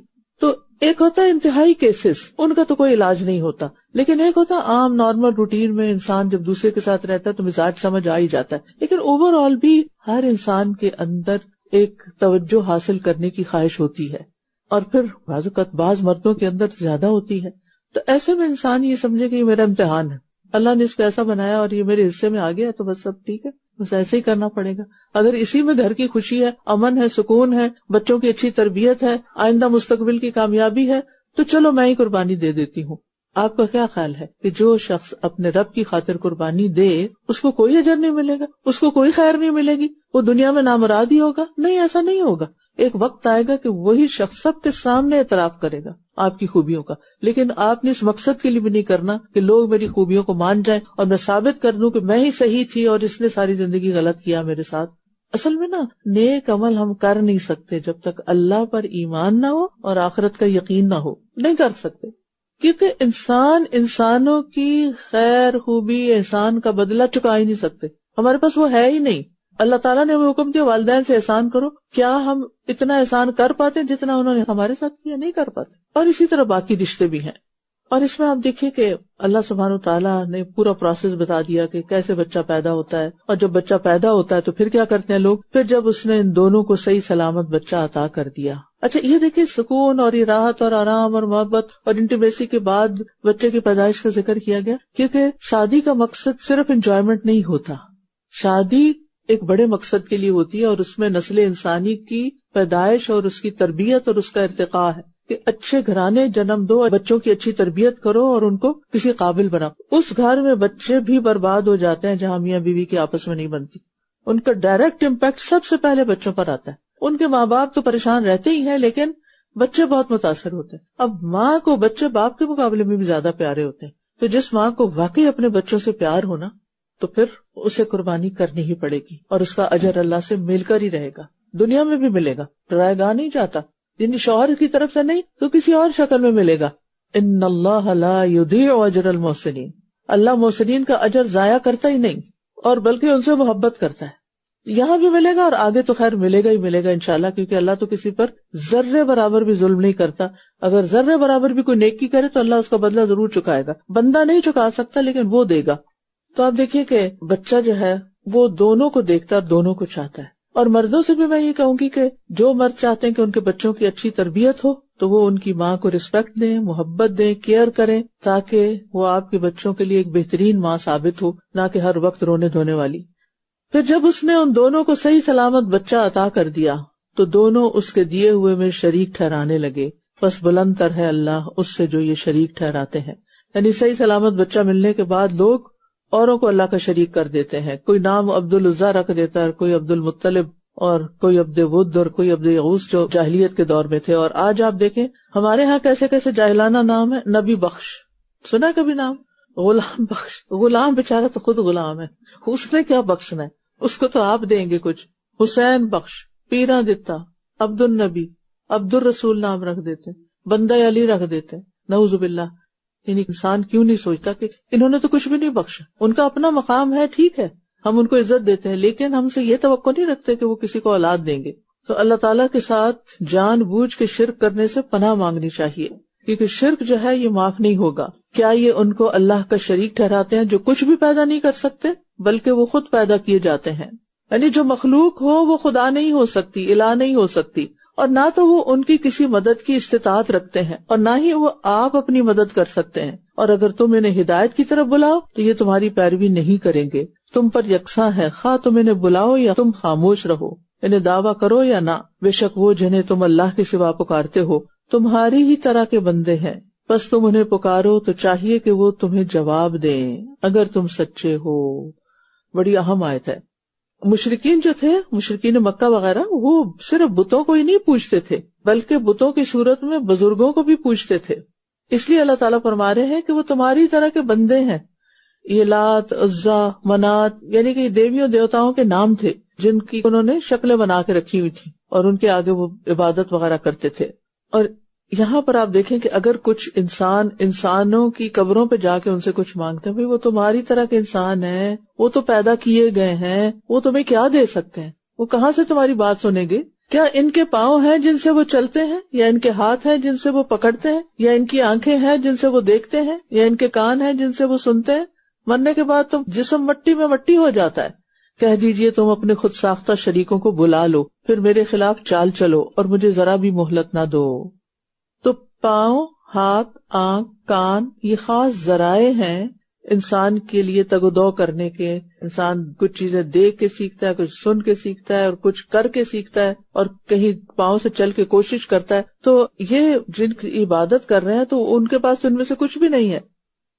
تو مشرکین جو تھے وہ 3 طرح کا شرک کرتے تھے۔ ایک تو وہ اسنام کو پوجا کرتے، یعنی آبجیکٹس جو ہوتے تھے، آبجیکٹ ورشپ۔ دوسرے اشخاص یا ارواح، روحیں، اور ان کی بھی انہوں نے تصویریں بنا رکھی تھی۔ اور تیسرے وہ اعتقادات جو ان مشرکانہ عبادات کی طے میں کار فرما ہوتے تھے۔ فرمایا بے شک میرا سرپرست تو اللہ ہے، میرا سرپرست، میرا ولی تو اللہ ہے جس نے یہ کتاب نازل کی اور وہی صالحین کی سرپرستی کرتا ہے۔ یعنی بتوں کے پاس کچھ فائدہ نہیں، اصل دوستی لگاؤ کس سے؟ اللہ سے۔ اصل میں یہاں نا مشرکین کی دھمکی کا جواب ہے۔ وہ کہتے تھے کہ اگر بتوں کو نہیں مانو گے تو تم پر کوئی آفت آ جائے گی۔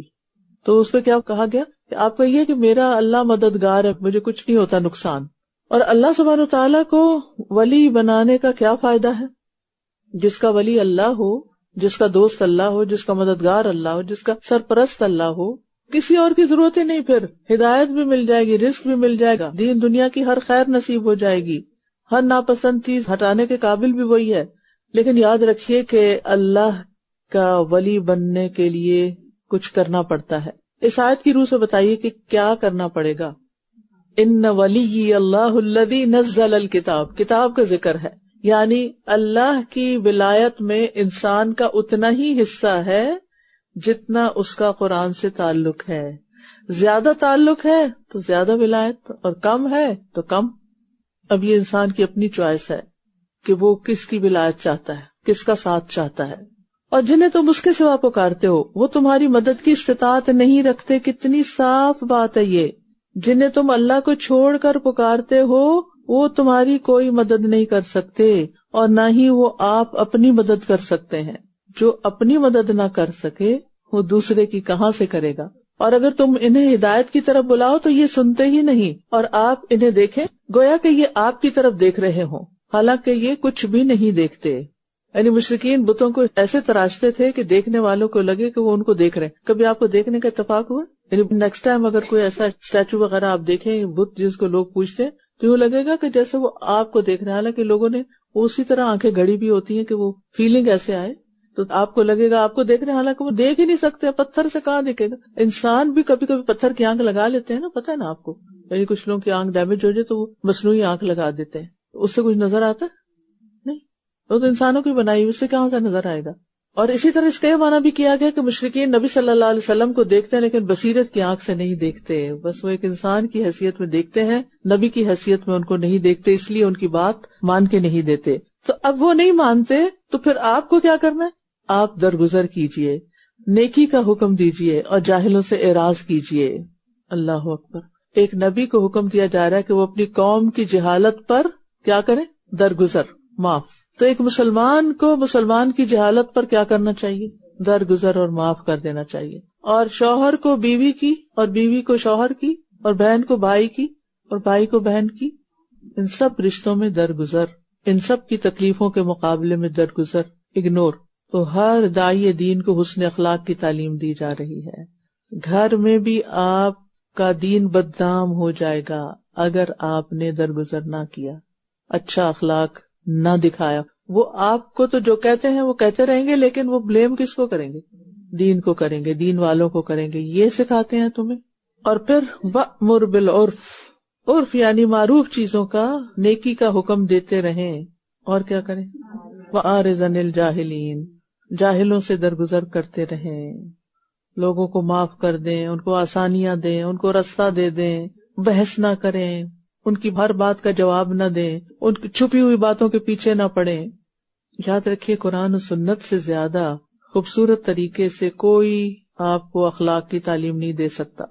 3 چھوٹے چھوٹے جملے، خذ العفو وأمر بالعرف وأعرض عن الجاہلین، چند لفظ ہیں اور ان کے اوپر اخلاق کی بنیادیں ہیں.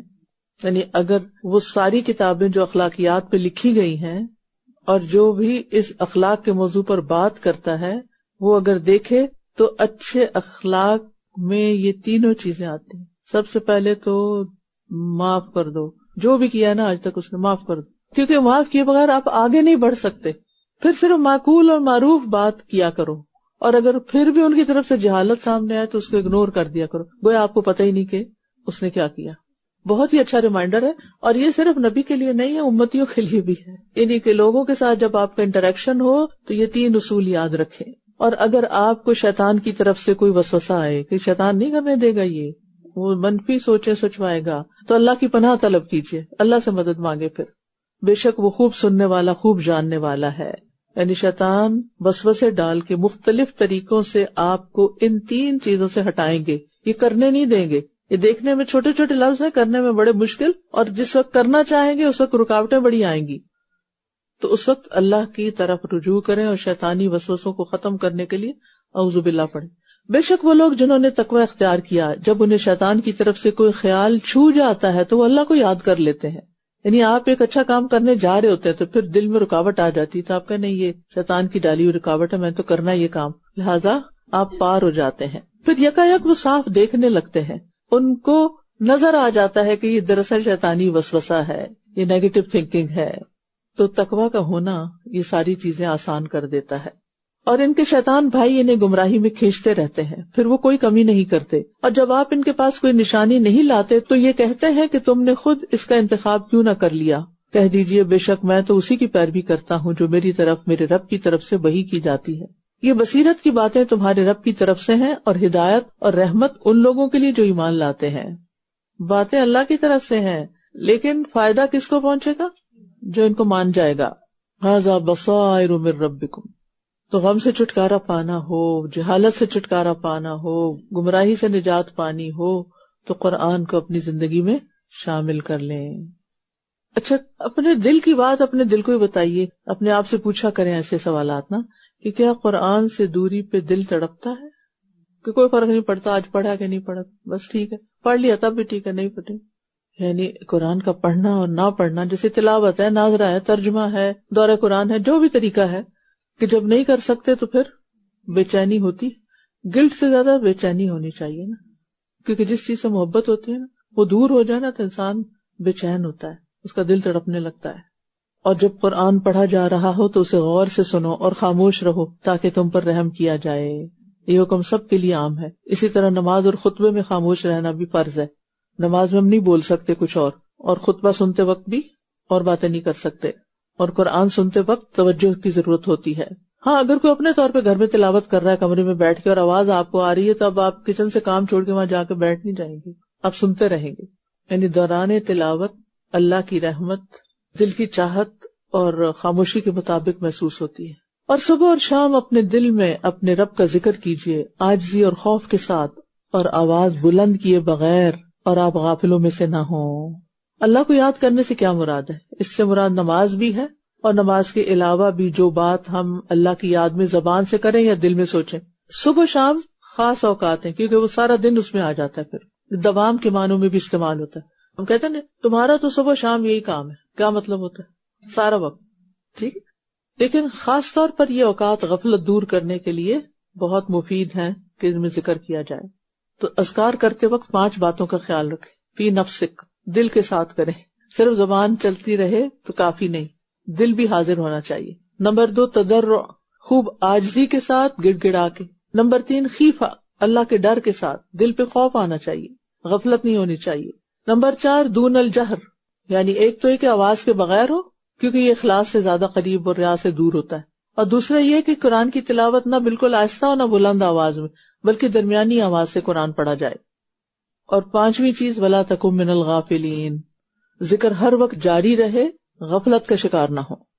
اور خصوصاً صبح شام کے اذکار جو ہے نا انسان کو غافلین میں سے نکال دیتے ہیں. اور بندے کو کچھ اوقات ایسے ضرور دن میں رکھنے چاہیے جو آپ کے اپنے رب کے ساتھ تنہا اوقات ہوں، کوئی بھی نہ ہو، اور اس وقت آپ رب کو یاد کریں. یقین کریں اگر 2-3 دعائیں بھی اکیلے بیٹھ کے رو کے مانگ لینا، وہ ایک پوری کتاب دعاؤں کے پڑھنے سے بہتر ہے. تو اللہ سبحانہ تعالیٰ کو چپکے دل میں رو کے بس آپ ہوں اور آپ کا رب ہو، کوئی تیسرا نہ ہو. اس وقت ایسا وقت ضرور بنائے اپنے لیے کوئی. اور ذکر کی حالت میں فائدہ یہ ہوتا ہے کہ مسلسل اللہ کا ساتھ ملتا ہے. بے شک وہ جو آپ کے رب کے پاس ہیں وہ اس کی عبادت سے تکبر نہیں کرتے، اور وہ اس کی تسبیح کرتے ہیں اور وہ اسی کو سجدہ کرتے ہیں. اللہ کے قریب ہونے والے تکبر کو نہیں جانتے. تو مقرب فرشتے صرف اللہ کو سجدہ کرتے ہیں، تو انسان کو بھی صرف اسی کے لیے سجدہ کرنا چاہیے.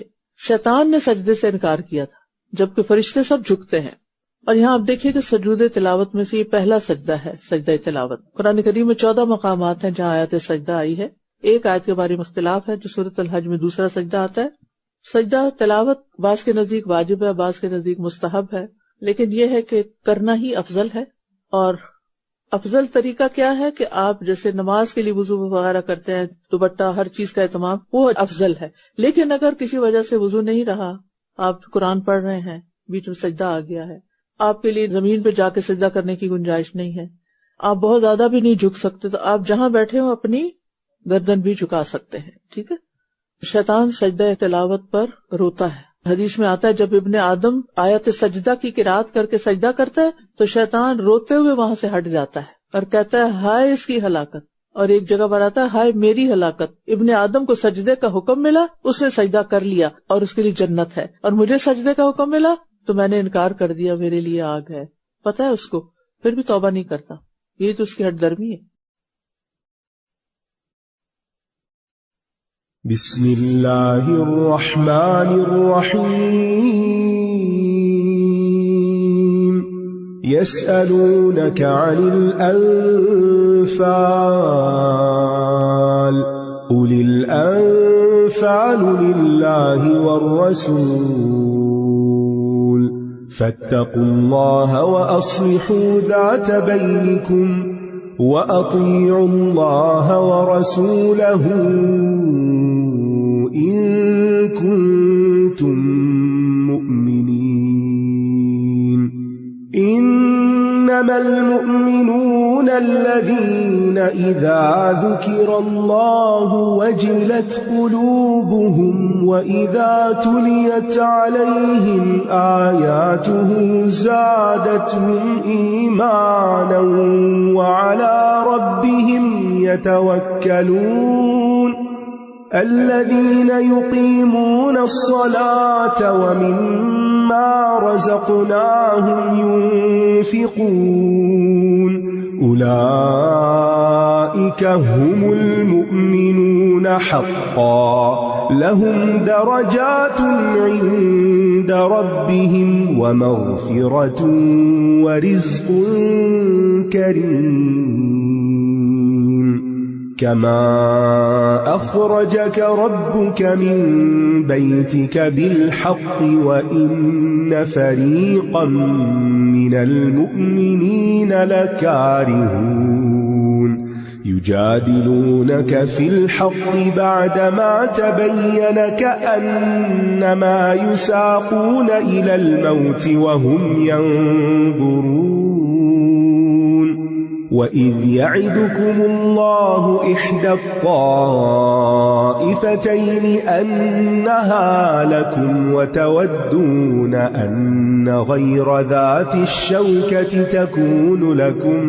تَكُونُ لَكُمْ وَيُرِيدُ اللَّهُ أَن يُحِقَّ الْحَقَّ بِكَلِمَاتِهِ وَيَقْطَعَ دَابِرَ الْكَافِرِينَ ليحق الحق ويبطل الباطل ولو كره المجرمون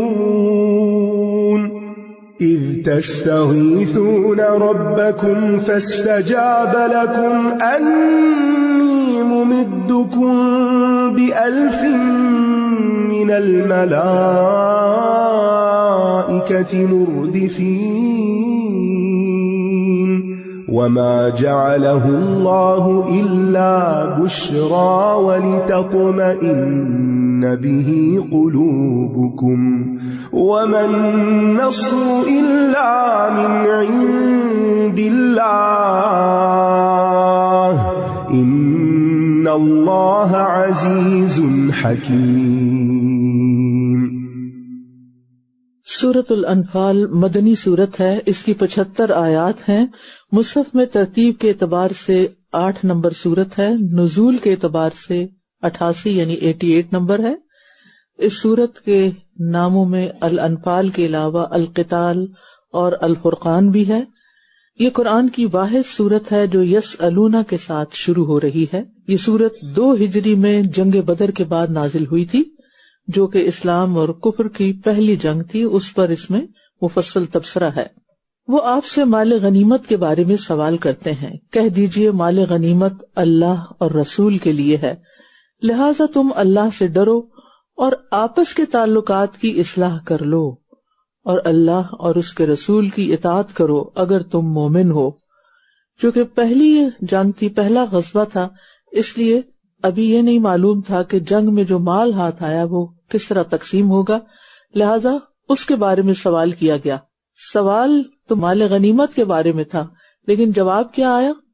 مال غنیمت اللہ اور رسول کے لیے، اس کے بارے میں مت سوچو، وہ جو چاہے فیصلہ کریں.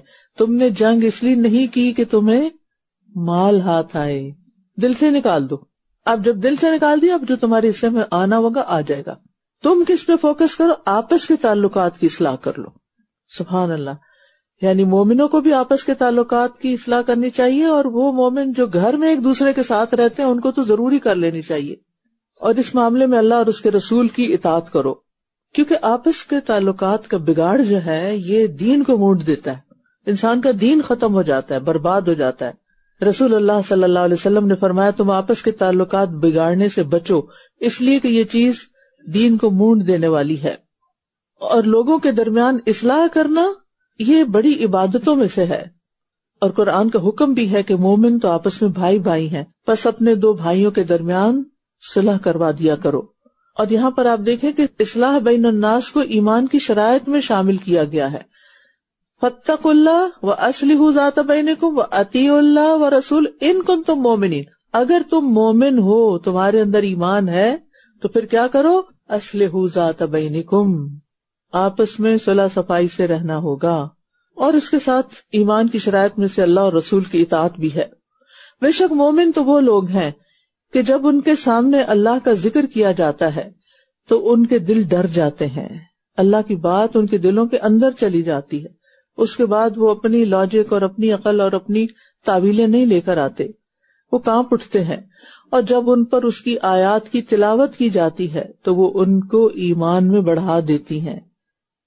یہ مومنوں کی شان ہے، مومنوں کی علامت ہے، اور وہ اپنے رب پر توکل کرتے ہیں. ہم سب اس آیت کی روح سے اپنے آپ کو دیکھیں کہ کیا قرآن سنتے وقت میرے دل کا حال یہ ہوتا ہے؟ کیونکہ ایمان کی علامت ہے کہ قرآن سن کر دل نرم ہو جائے، آنکھوں سے آنسو جاری ہو جائیں، ایمان کی کیفیت بڑھ جائے، توکل مضبوط ہو جائے.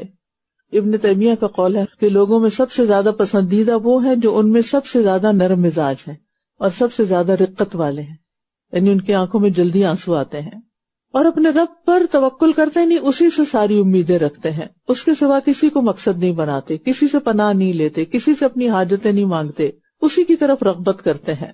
وہ جانتے ہیں کہ جو اللہ چاہے گا وہی ہوگا، جو وہ نہیں چاہے گا وہ نہیں ہوگا، اور وہ سمجھتے ہیں کہ اس کی بادشاہت میں کوئی شریک نہیں. وہ لوگ جو نماز قائم کرتے ہیں اور جو رزق ہم نے انہیں دیا ہے اس میں سے خرچ کرتے ہیں، اللہ کی دی ہوئی چیز میں سے وہ اللہ ہی کے راستے میں دیتے ہیں، وہی لوگ سچے مومن ہیں. ان کے لیے ان کے رب کے ہاں بڑے درجات ہیں اور مغفرت اور عزت والا رزق ہے. یعنی قلبی عبادات، بدنی عبادات اور مالی عبادات کا یہ صلہ ہے. ان آیات میں تینوں طرح کی عبادات کا ذکر آ گیا ہے، یعنی دل کا دہل جانا اور پھر اللہ پہ بھروسہ، قلبی عبادت نماز، بدنی عبادت اور انفاق فی سبیل اللہ مالی عبادت. اور بعض علماء نے کہا کہ قلبی عبادات کے عوض درجات میں بلندی ہوگی، جتنی اچھی نیت اتنا درجہ زیادہ. بدنی عبادات کے عوض مغفرت ہوگی، یعنی نماز گناہوں کو جلا دیتی، اور مالی عبادات کے عوض عزت کی روزی ملے گی. گویا یہ کام، یہ نسخے، یہ وظیفے رزق میں کشادگی اور اللہ کی وسیع نعمتیں حاصل کرنے کا ذریعہ ہیں. جیسا کہ آپ کے رب نے آپ کو بدر کے موقع پر آپ کے گھر سے حق کے ساتھ نکالا، حالانکہ مومنوں میں سے ایک گروہ یقیناً اس کو ناپسند کرنے والا تھا. عام طور پر کامیابی حاصل کرنے کے لیے جو محنت کرنی پڑتی ہے نا، وہ نفس پہ بڑی بھاری ہوتی ہے، وہ مشکل لگتی. مومنوں کا بدر کے جنگ کے موقع پر گھروں سے نکلنا صرف دین کی بلندی کے لیے تھا، جس میں ان کی بلندی تھی، لیکن وہ کیا چاہتے تھے؟ وہ آسان رستہ لیں اور جہاں سے قافلہ گزر رہا ہے اس کو بس ٹھکانے کریں اور ان کا مال لے لیں. حق واضح ہو جانے کے بعد بھی یہ اس کے بارے میں آپ سے یوں جھگڑ رہے تھے گویا یہ موت کی طرف ہانکے جا رہے ہوں اور یہ آنکھوں سے دیکھ رہے ہوں. اور جب اللہ تم سے دو گروہوں میں سے ایک کا وعدہ کر رہا تھا کہ یقیناً وہ تمہارے لیے ہوگا، اور تم چاہتے تھے کہ بغیر کانٹے والا یعنی بغیر ہتھیاروں والا تمہارے لیے ہو جائے، ابو سفیان کا قافلہ، اور اللہ چاہتا تھا کہ حق کو اپنے کلمات سے حق ثابت کر دے اور کافروں کی جڑ کاٹ دے، یعنی تمہیں مشکل سے گزار کر نعمت دینا چاہتا تھا اور تم آسانی سے حاصل کرنا چاہتے. ہم سب کے لیے زندگی میں کچھ چیزیں بڑی سخت امتحان ہوتی ہیں، بڑا مشکل ہوتا ہے وہ کام کرنا، لیکن اس کام کے کرنے سے اتنا ہی بڑا فائدہ بھی حاصل ہوتا ہے. اس کے برعکس انسان اگر اسکیپ کر جائے وقتی طور پہ تو اس کو آسانی لگتی ہے، لیکن آگے نقصانات بڑے ہوتے ہیں. تاکہ وہ حق کا حق ہونا اور باطل کا باطل ہونا ثابت کر دے، خواہ مجرموں کو ناگوار ہی گزرے. جب تم اپنے رب سے فریاد کر رہے تھے تو اس نے تمہاری فریاد سن لی کہ بے شک میں تمہیں 1000 فرشتوں کے ساتھ مدد دینے والا ہوں جو یکے بعد دیگرے آنے والے ہیں، ایک کے بعد ایک آتا جائے گا، یا گروہوں کے گروہ آتے جائیں گے. بدر کے میدان میں فرشتے حاضر ہوئے تھے اور بدر میں شامل ہونے والے مسلمان اور فرشتے سب سے افضل ہیں، امت کے سب سے افضل لوگ ہیں جو بدر میں شامل ہوئے، اور فرشتوں میں سے بھی افضل ترین وہ ہیں. اور اس میں آپ دیکھیے کہ اللہ چاہتا تو صرف فرشتے بھیج کے سارا کچھ کروا دیتا، لیکن مومنوں سے کروایا، اور دعا کے ساتھ ساتھ اسباب اختیار کرنا بھی ضروری ہوتا ہے۔ اور اس میں آپ دیکھیے کہ کس طرح مایوسی کی گہرائیوں سے امید کی کرن نکل آئی، فرشتوں کی آمد کی خبر مل گئی۔ مقابلہ تو بہت ٹف تھا کیونکہ مسلمانوں کی تیاری نہیں تھی، کیونکہ ابھی تو بہت تھوڑے دن ہوئے تھے انہیں مدینہ میں آ کے سیٹل بھی نہیں ہوئے تھے کہ جنگ مسلط ہو گئی۔ لیکن یہ ہے کہ انسان جب اللہ کے بھروسے پر کوئی قدم اٹھا لیتا تو پھر اللہ بھی مدد کرتا ہے، اور انسان ہمیشہ یاد رکھے کہ فتح اور مدد اللہ کی طرف سے آتی ہے، تقوی اور اصلاح کی وجہ سے آتی ہے، نہ کہ تعداد اور ساز و سامان اور دنیا کی رونقوں سے۔ ہم سوچتے ہیں کہ بڑا گھر بنا لیں گے تو بڑی خوشحالی آ جائے گی، حالانکہ بڑے گھر بعض اوقات بڑی آزمائش بن جاتے ہیں۔ خوشی اور خوشحالی کا تعلق تقوی سے ہے، اور یہ بھی یاد رکھنا چاہیے کہ سچے دل سے اچھی دعائیں کرنے والے کبھی ناکام نہیں ہوتے۔ اذ تستغیثون ربکم فاستجاب لکم، تم فریادیں کر رہے تھے، اللہ نے فریاد سن لی۔ یہ وہ لشکر ہے جو کبھی شکست نہیں کھاتا، یعنی دعاؤں کا لشکر، لیکن ہماری دعائیں ہی بڑی کم ہوتی ہیں، اور سنسیئر تو اور بھی کم ہوتی ہیں، اور اللہ نے اس کو محض ایک خوشخبری بنایا، اور تاکہ اس سے تمہارے دل مطمئن ہو جائیں، ورنہ مدد تو صرف اللہ کے پاس سے ہی آتی ہے، بے شک اللہ بہت زبردست خوب حکمت والا ہے۔ یعنی قوت جتنی مرضی بڑھا لو، وسائل جتنے چاہو اختیار کر لو، جب تک اللہ کی مدد نہیں ہوگی کچھ نہیں ہوگا۔ إذ يغشيكم النعاس أمنة منه وينزل عليكم من السماء ماء ليطهركم به ويذهب عنكم رجز الشيطان وليربط على قلوبكم ويثبت به الأقدام إذ يوحي ربك إلى الملائكة أني معكم فثبتوا الذين آمنوا سألقي في قلوب الذين كفروا الرعب فاضربوا فوق الأعناق واضربوا منهم كل بنان ذلك بأنهم شاقوا الله ورسوله ومن يشاقق الله ورسوله فإن الله شديد العقاب ذلكم فذوقوه وأن للكافرين عذاب النار يا أيها الذين آمنوا إذا لقيتم الذين كفروا زحفا فلا تولوهم الأدبار ومن يولهم يومئذ دبره إلا متحرفا لقتال أو متحيزا إلى فئة فقد باء بغضب من الله ومأواه جهنم وبئس المصير فلم تقتلوهم ولكن الله قتلهم وما رميت إذ رميت ولكن الله رمى وليبلي المؤمنين منه بلاء حسنا إن الله سميع عليم ذلكم وأن الله موهن كيد الكافرين إن تستفتحوا فقد جاءكم الفتح وإن تنتهوا فهو خير لكم وإن تعودوا نعد ولن تغني عنكم فئتكم شيئا ولو كثرت وأن الله مع المؤمنين جب وہ اپنی طرف سے امن دینے کے لیے تم پر اونگ طاری کر رہا تھا اور آسمان سے تم پر پانی برسا رہا تھا تاکہ اس کے ذریعے تمہیں پاک کر دے اور شیطان کی نجاست وسوسے کو تم سے دور کر دے اور تاکہ تمہارے دلوں کو مضبوط کر دے اور اس کے ذریعے تمہارے قدموں کو جما دے۔ مشکل وقت ہوتا ہے لیکن اللہ کی طرف سے مدد بھی آتی ہے، اور کبھی وہ اونگ کی شکل میں آ جاتی ہے اور کبھی وہ آسمان کی بارش کی شکل میں آتی ہے، اور یوں اللہ تعالیٰ انسان کی سوچ میں بھی خوبصورتی پیدا کر دیتا ہے، شیطان کے وسوسے دور کر دیتا ہے، اور جب شیطان کے وسوسے دور ہوتے ہیں تو دل مضبوط ہو جاتا ہے۔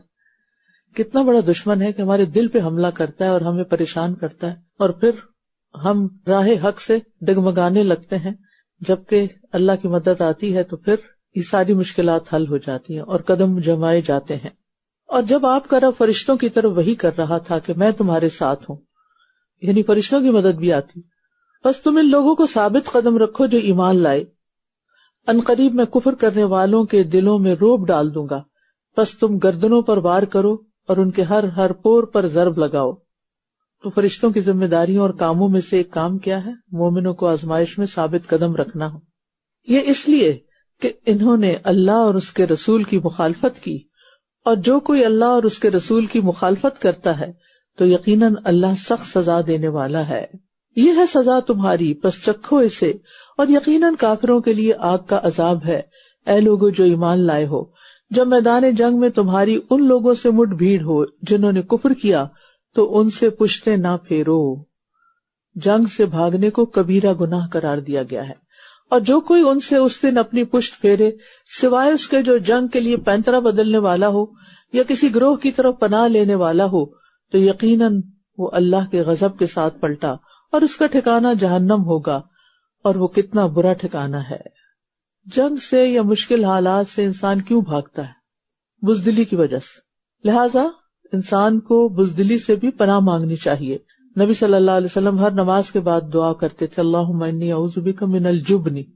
تو در حقیقت تم نے انہیں قتل نہیں کیا تھا بلکہ اللہ ہی نے انہیں قتل کیا تھا، اور جب آپ نے خاک پھینکی تھی تو آپ نے نہیں پھینکی تھی بلکہ اللہ ہی نے پھینکی تھی، تاکہ وہ مومنوں کو اپنی طرف سے عمدہ امتحان سے گزار دے۔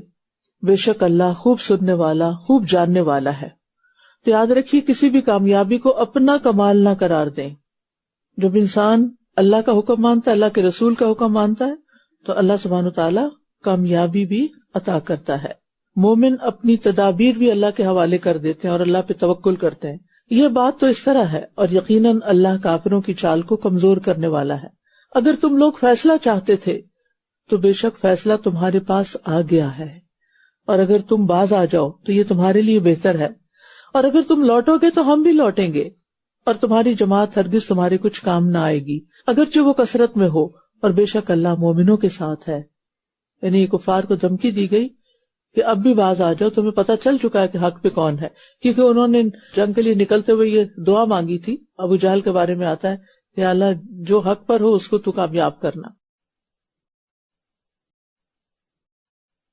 یا ایھا الذین آمنوا اطیعوا اللہ ورسولہ ولا تولوا عنہ وانتم تسمعون ولا تكونوا كالذين قالوا سمعنا وهم لا يسمعون إن شر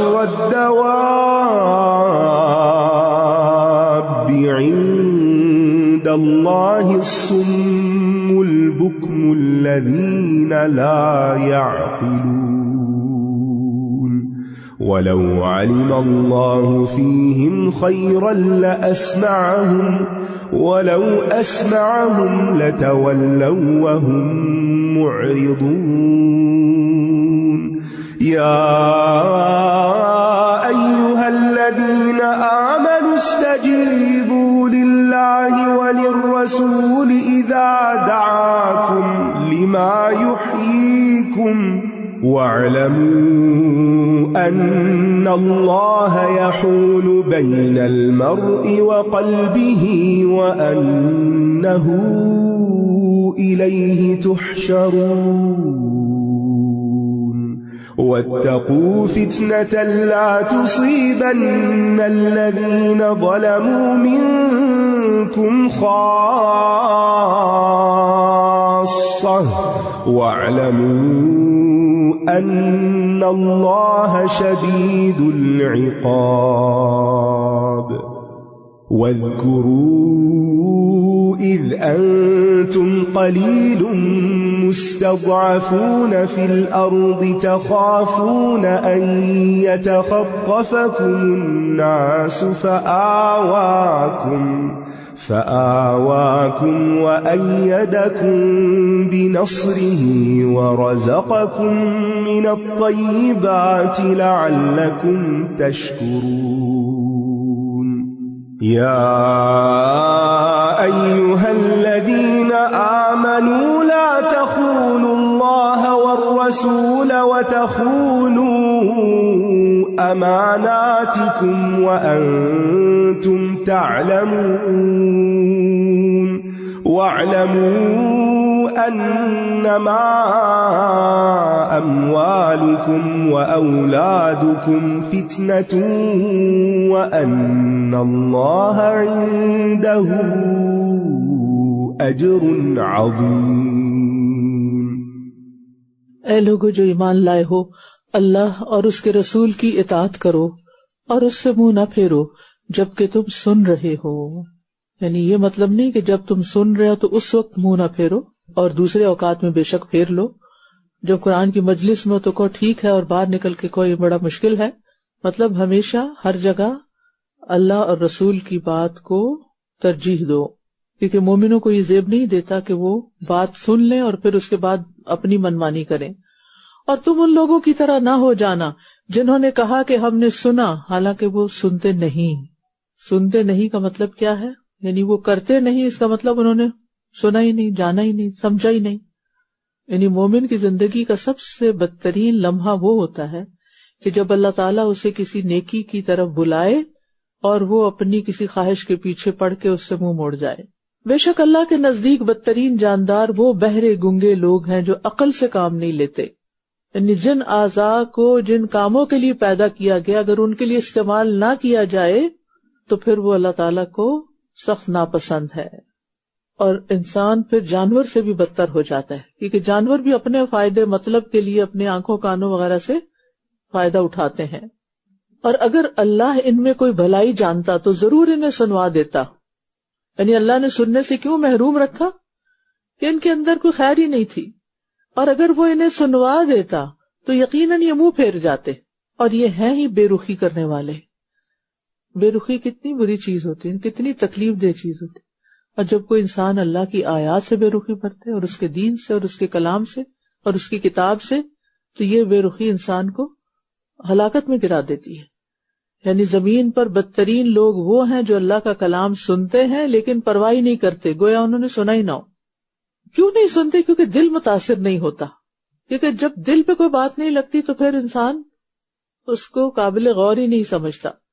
لیکن جس کے اندر طلب ہوتی ہے، جس کے اندر کوئی خیر ہوتی ہے، اللہ تعالیٰ اس کو سنوا دیتا ہے، توفیق دے دیتا ہے. اے لوگو جو ایمان لائے ہو، اللہ کی اور رسول کی بات پر لبیک کہو جب وہ تمہیں اس کام کے لیے پکاریں جو تمہیں زندگی بخشتا ہے، اور جان لو کہ بے شک اللہ بندے اور اس کے دل کے درمیان حائل ہو جاتا ہے، اور یہ کہ تم اسی کی طرف اکٹھے کیے جاؤ گے. یعنی جیسے ہی حکم ملے تو کہو لبیک، مان لیا، ایسا ہی کریں گے، کیونکہ اس میں زندگی ہے. بعض لوگ دنیا میں ہوتے ہوئے بھی زندہ لاشیں ہوتے ہیں، وہ زندہ نہیں ہوتے کیونکہ ان کے دل مر چکے ہوتے. دل کیوں مر جاتے؟ کیونکہ دلوں کو ان کی غذا نہیں ملتی اور عرصے تک وہ گرد جم جم کے پتھر بنی ہوئے ہوتے ہیں، اور پھر اللہ تعالیٰ بیچ میں حائل ہو جاتا ہے. یعنی اگر انسان کو پتا ہو کہ کیا صحیح ہے اور کیا غلط ہے اور پھر وہ اس کو صحیح رستے کو اختیار نہیں کرتا تو پھر یہ اس کی سزا ہوتی ہے. یعنی ایک معنی یہ بھی کیا گیا کہ اس بندے کی پہ موت ہی آ جاتی ہے اور موت کے بعد ہی اس کی آنکھیں کھلتی ہیں. یعنی اللہ تعالیٰ حائل ہو جاتا ہے بیچ میں، یعنی اللہ اس کی زندگی کو لے لیتا ہے. تو دل اور روح کی حقیقی زندگی کس میں ہے؟ اللہ کی عبادت اور اللہ کی اطاعت میں. اور ہمیں کثرت سے دلوں کی ثابت قدمی کی دعا کرنی چاہیے کہ اللہ دین سے ہمارے دل نہ پھریں، بیزار نہ ہوں. کیونکہ جب انسان گناہ پہ گناہ کرتا چلا جاتا ہے تو پھر دل زنگالود ہو جاتے ہیں، ان پہ مہر لگ جاتی ہے. اور ڈرو اس فتنے سے جو خاص طور پر ان لوگوں کو نہیں پہنچے گا جنہوں نے تم میں سے ظلم کیا ہوگا، اور جان لو کہ یقیناً اللہ سخت سزا دینے والا ہے. تو ہمیں فتنوں سے بچنا بھی چاہیے اور ان کو دور کرنے کے لیے ان کے اسباب کو بھی ختم کرنا چاہیے. یعنی برائیوں سے بچنا بھی چاہیے اور برائیوں سے روکنا بھی چاہیے. اور یاد کرو جب تم بہت تھوڑے تھے، زمین میں کمزور سمجھے جاتے تھے، تم ڈرا کرتے تھے کہ کہیں لوگ تمہیں اچک نہ لے جائیں، پھر اس نے تمہیں ٹھکانہ دیا. کہاں؟ مدینہ میں. اور اپنی مدد سے تمہاری تائید کی اور تمہیں پاکیزہ چیزوں میں سے رزق عطا کیا تاکہ تم شکر ادا کرو. رزق کا آنا، رزق کا ہونا کوئی بری چیز نہیں ہے. رزق پا کر انسان جو شکر ادا کرتا ہے، یہ شکر بھی اللہ کے قریب کرتا ہے بندے کو، بجائے اس کے کہ انسان یہ کہ اللہ مجھے دے ہی نہ، مجھے فقیر کر دے تو اس میں شاید زیادہ اجر ہے. نہیں، رزق کے ہونے میں بھی بڑا اجر ہے. وہ آتا ہے نا، الطاعم الشاکر کالصائم الصابر، کھا کر شکر کرنے والا روزہ رکھ کے صبر کرنے والے کی طرح ہے. سمجھ آئی؟ اب روزہ رکھ کے صبر کر رہے ہیں نا، اس میں اجر ہے بڑا، مسلسل عبادت میں. اور اگر آپ کا روزہ نہ ہو اور کچھ کھا لیں، یا جب روزہ افطار کرتے ہیں کچھ کھا لیں اور شکر ادا کریں تو ڈبل اجر ہو جاتا ہے. لیکن یہ سبق بار بار ہم بھول جاتے ہیں، اور اللہ تعالیٰ بھی بار بار یاد کرواتے ہیں کہ جو ملا ہوا نا، نعمتیں گنو. میں نے اس دن بھی آپ کو ایک ایکٹیویٹی دی تھی نا، سوچا کریں آج صبح سے اب تک میرے ساتھ کیا کیا اچھا ہوا ہے. اور صرف اچھے ہونے میں نہیں کہ آپ کو کچھ ملا، یہ ملا وہ ملا تو اچھا ہو گیا، یہ کسی نے سلام کر دیا، یہ تو ہے ہی اچھا، لیکن اس کے علاوہ بھی کسی نیکی کے کرنے کی توفیق ہو گئی، کسی کو کوئی اچھا مشورہ دینے کے قابل ہو گئے، کسی کے کسی سوال کا جواب دے دیا، کسی کی کوئی ذاتی خدمت کر دی. یہ بھی اللہ نے آپ پر احسان کیے، توفیق دی، قرآن سننے کے لیے یہاں لے آیا. یہ سب اچھا ہوا ہمارے ساتھ. کوئی بھی ریزن ہو سکتی ہے کہ ہم عبادت کے قابل نہ رہیں، یہ پڑھنے کے قابل نہ رہیں، کچھ بھی ہو سکتا ہے. کسی کی بات کو درگزر کر دیا، کسی کے تانے کو، غصہ دلانے والی بات کو پی گئے، اگنور کیا، کسی سے ذکر بھی نہیں کیا. پینا کیا ہے؟ جو چیز پی لی جاتی ہے وہ پھر گلاس میں نظر نہیں آتی. گلاس میں وہ نظر آتا ہے جو بچا ہوا ہوتا ہے، جو پی لیا وہ اندر غائب ہو گیا. غصہ پی لیا کا مطلب کیا ہے؟ اب کسی سے ذکر بھی نہیں کرنا، اندر چلا گیا. اے لوگو جو ایمان لائے ہو، تم اللہ اور اس کے رسول سے خیانت نہ کرو اور نہ اپنی امانتوں میں خیانت کرو جبکہ تم جانتے ہو. اصل میں خیانت کا دائرہ بڑا وسیع ہے. ساری ذمہ داریاں، عہد، معاہدے، یہ سب امانت میں آتے ہیں، اور یہ پورے نہ کرنا خیانت کہلاتا ہے. نبی صلی اللہ علیہ وسلم اپنے ہر خطبے میں امانت اور ایمان کا تعلق بتاتے تھے، اور امانت میں خیانت کرنا منافق کی علامت ہے. اور جان لو کہ تمہارے مال اور تمہاری اولاد ایک آزمائش ہے، کیونکہ ان کی وجہ سے انسان بڑی خیانتیں کر جاتا ہے. اور یہ کہ اللہ کے پاس بہت بڑا اجر ہے.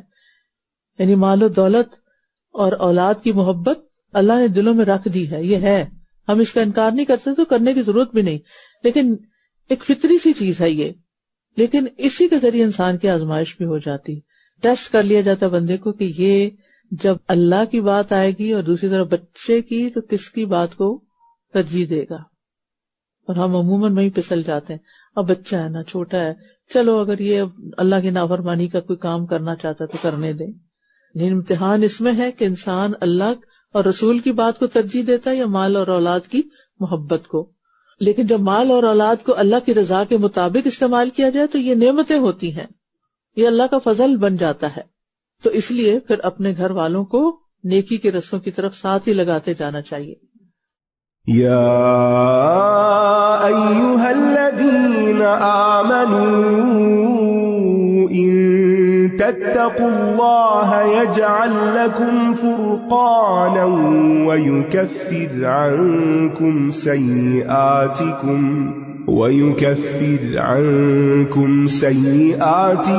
ویغفر لکم واللہ ذو الفضل العظیم. وَإِذْ يَمْكُرُ بِكَ الَّذِينَ كَفَرُوا لِيُثْبِتُوكَ أَوْ يَقْتُلُوكَ أَوْ يُخْرِجُوكَ وَيَمْكُرُونَ وَيَمْكُرُ اللَّهُ وَاللَّهُ خَيْرُ الْمَاكِرِينَ. وَإِذَا تُتْلَى عَلَيْهِمْ آيَاتُنَا قَالُوا قَدْ سَمِعْنَا لَوْ نَشَاءُ لَقُلْنَا مِثْلَ هَذَا إِنْ هَذَا إِلَّا أَسَاطِيرُ الْأَوَّلِينَ وَإِذْ قَالُوا اللَّهُمَّ إِنْ كَانَ هَذَا هُوَ الْحَقَّ مِنْ عِنْدِكَ فَأَمْطِرْ عَلَيْنَا حِجَارَةً مِنَ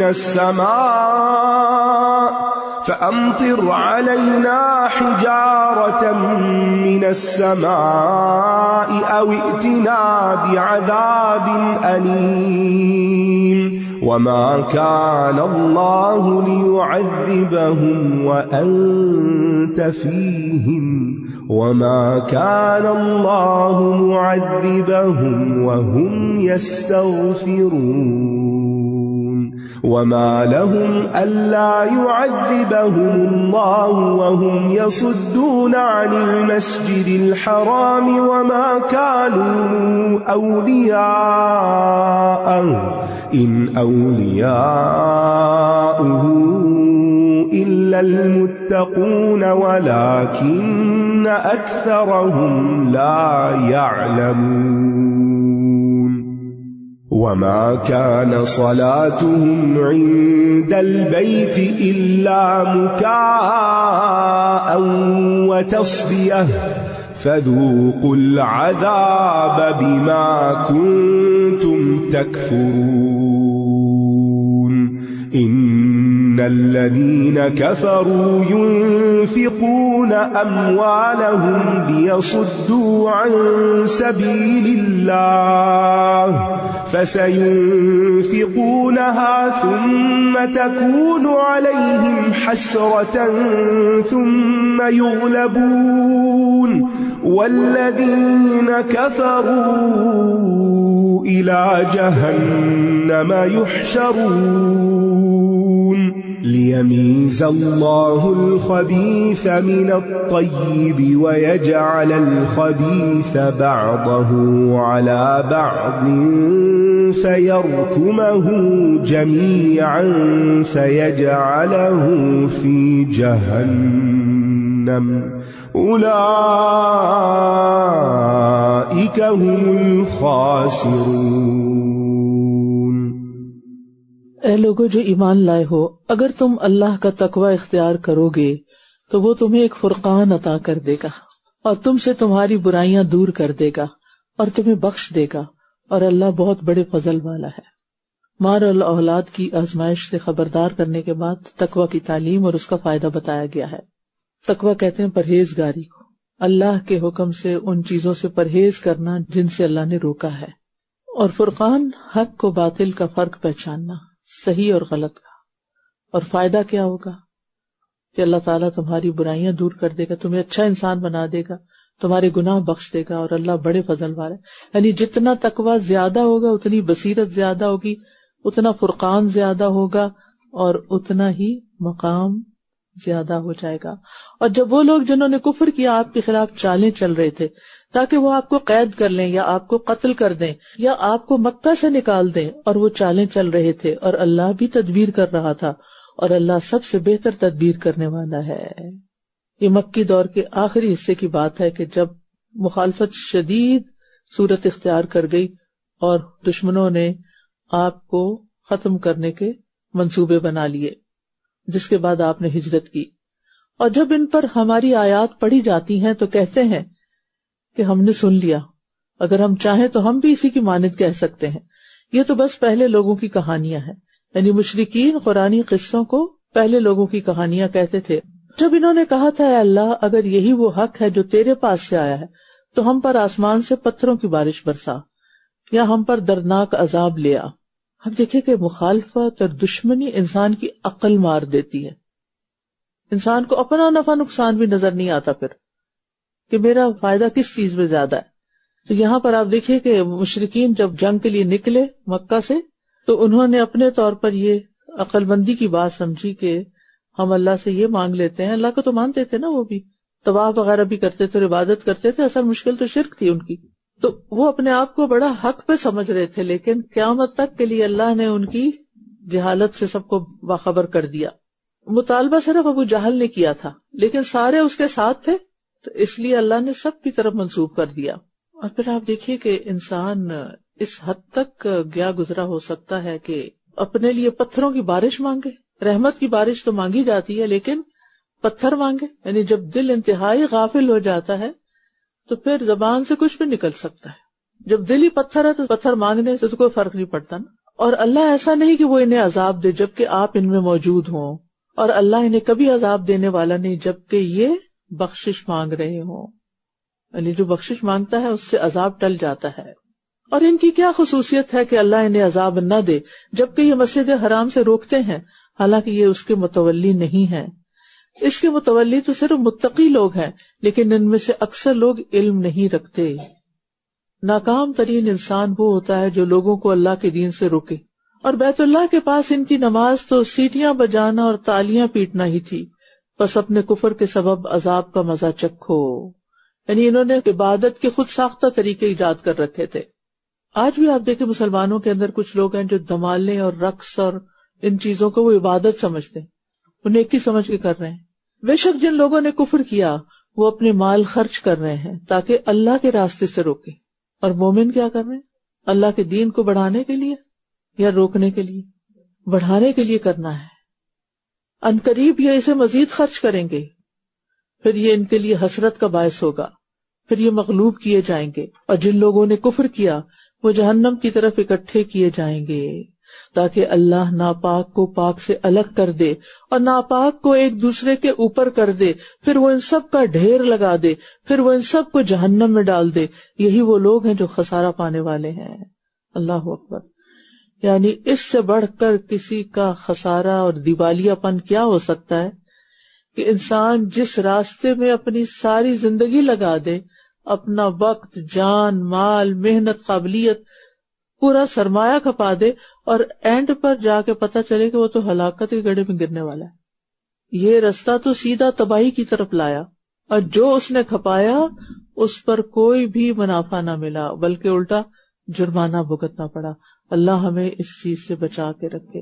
الحمدللہ آپ کے آئیڈیا کے مطابق استاذہ جی الحمدللہ اسپیشل رمضان ریلیٹڈ بکس بنائی گئی ہیں بچوں کے لیے جو قرآن اور حدیث پہ مشتمل ہیں. تو یہ بکس فزیکل جو لوگ یہاں آ سکتے ہیں وہ بھی حاصل کر سکتے ہیں، اور جو یہاں نہیں آ سکتے ان کے لیے یہ بکس ای بک کے طور پہ ہماری ویب سائٹ پر بھی مہیا کی گئی ہیں. تو آئی ول ہائیلی ریکمینڈ، جیسے استاذہ جی نے کہا کہ بچوں کے ساتھ آئی لو رمضان کی یہ کتاب بنائی گئی ہے. یہاں پر کورس بھی انشاءاللہ ہو رہا ہے ویکینڈ پر، اور اس کے علاوہ جو دنیا بھر میں لوگ سن رہے ہیں وہ ای بک سے فائدہ اٹھا سکتے ہیں. بارک اللہ فیکم. جزاک اللہ خیر. کیونکہ رمضان میں شیطان قید ہوتا ہے تو آپ اپنے بچوں پہ بہتر کام کر سکتے ہیں. وآخر دعوانا ان الحمد للہ رب العالمین. سبحانک اللہم وبحمدک اشہد ان لا الہ الا انت استغفرک واتوب الیک. السلام علیکم ورحمۃ اللہ وبرکاتہ. اللهم اجعل القرآن ربيع قلبي ونور صدري. اللهم اجعل القرآن ربيع قلبي ونور صدري. اللهم اجعل القرآن ربيع قلبي ونور صدري.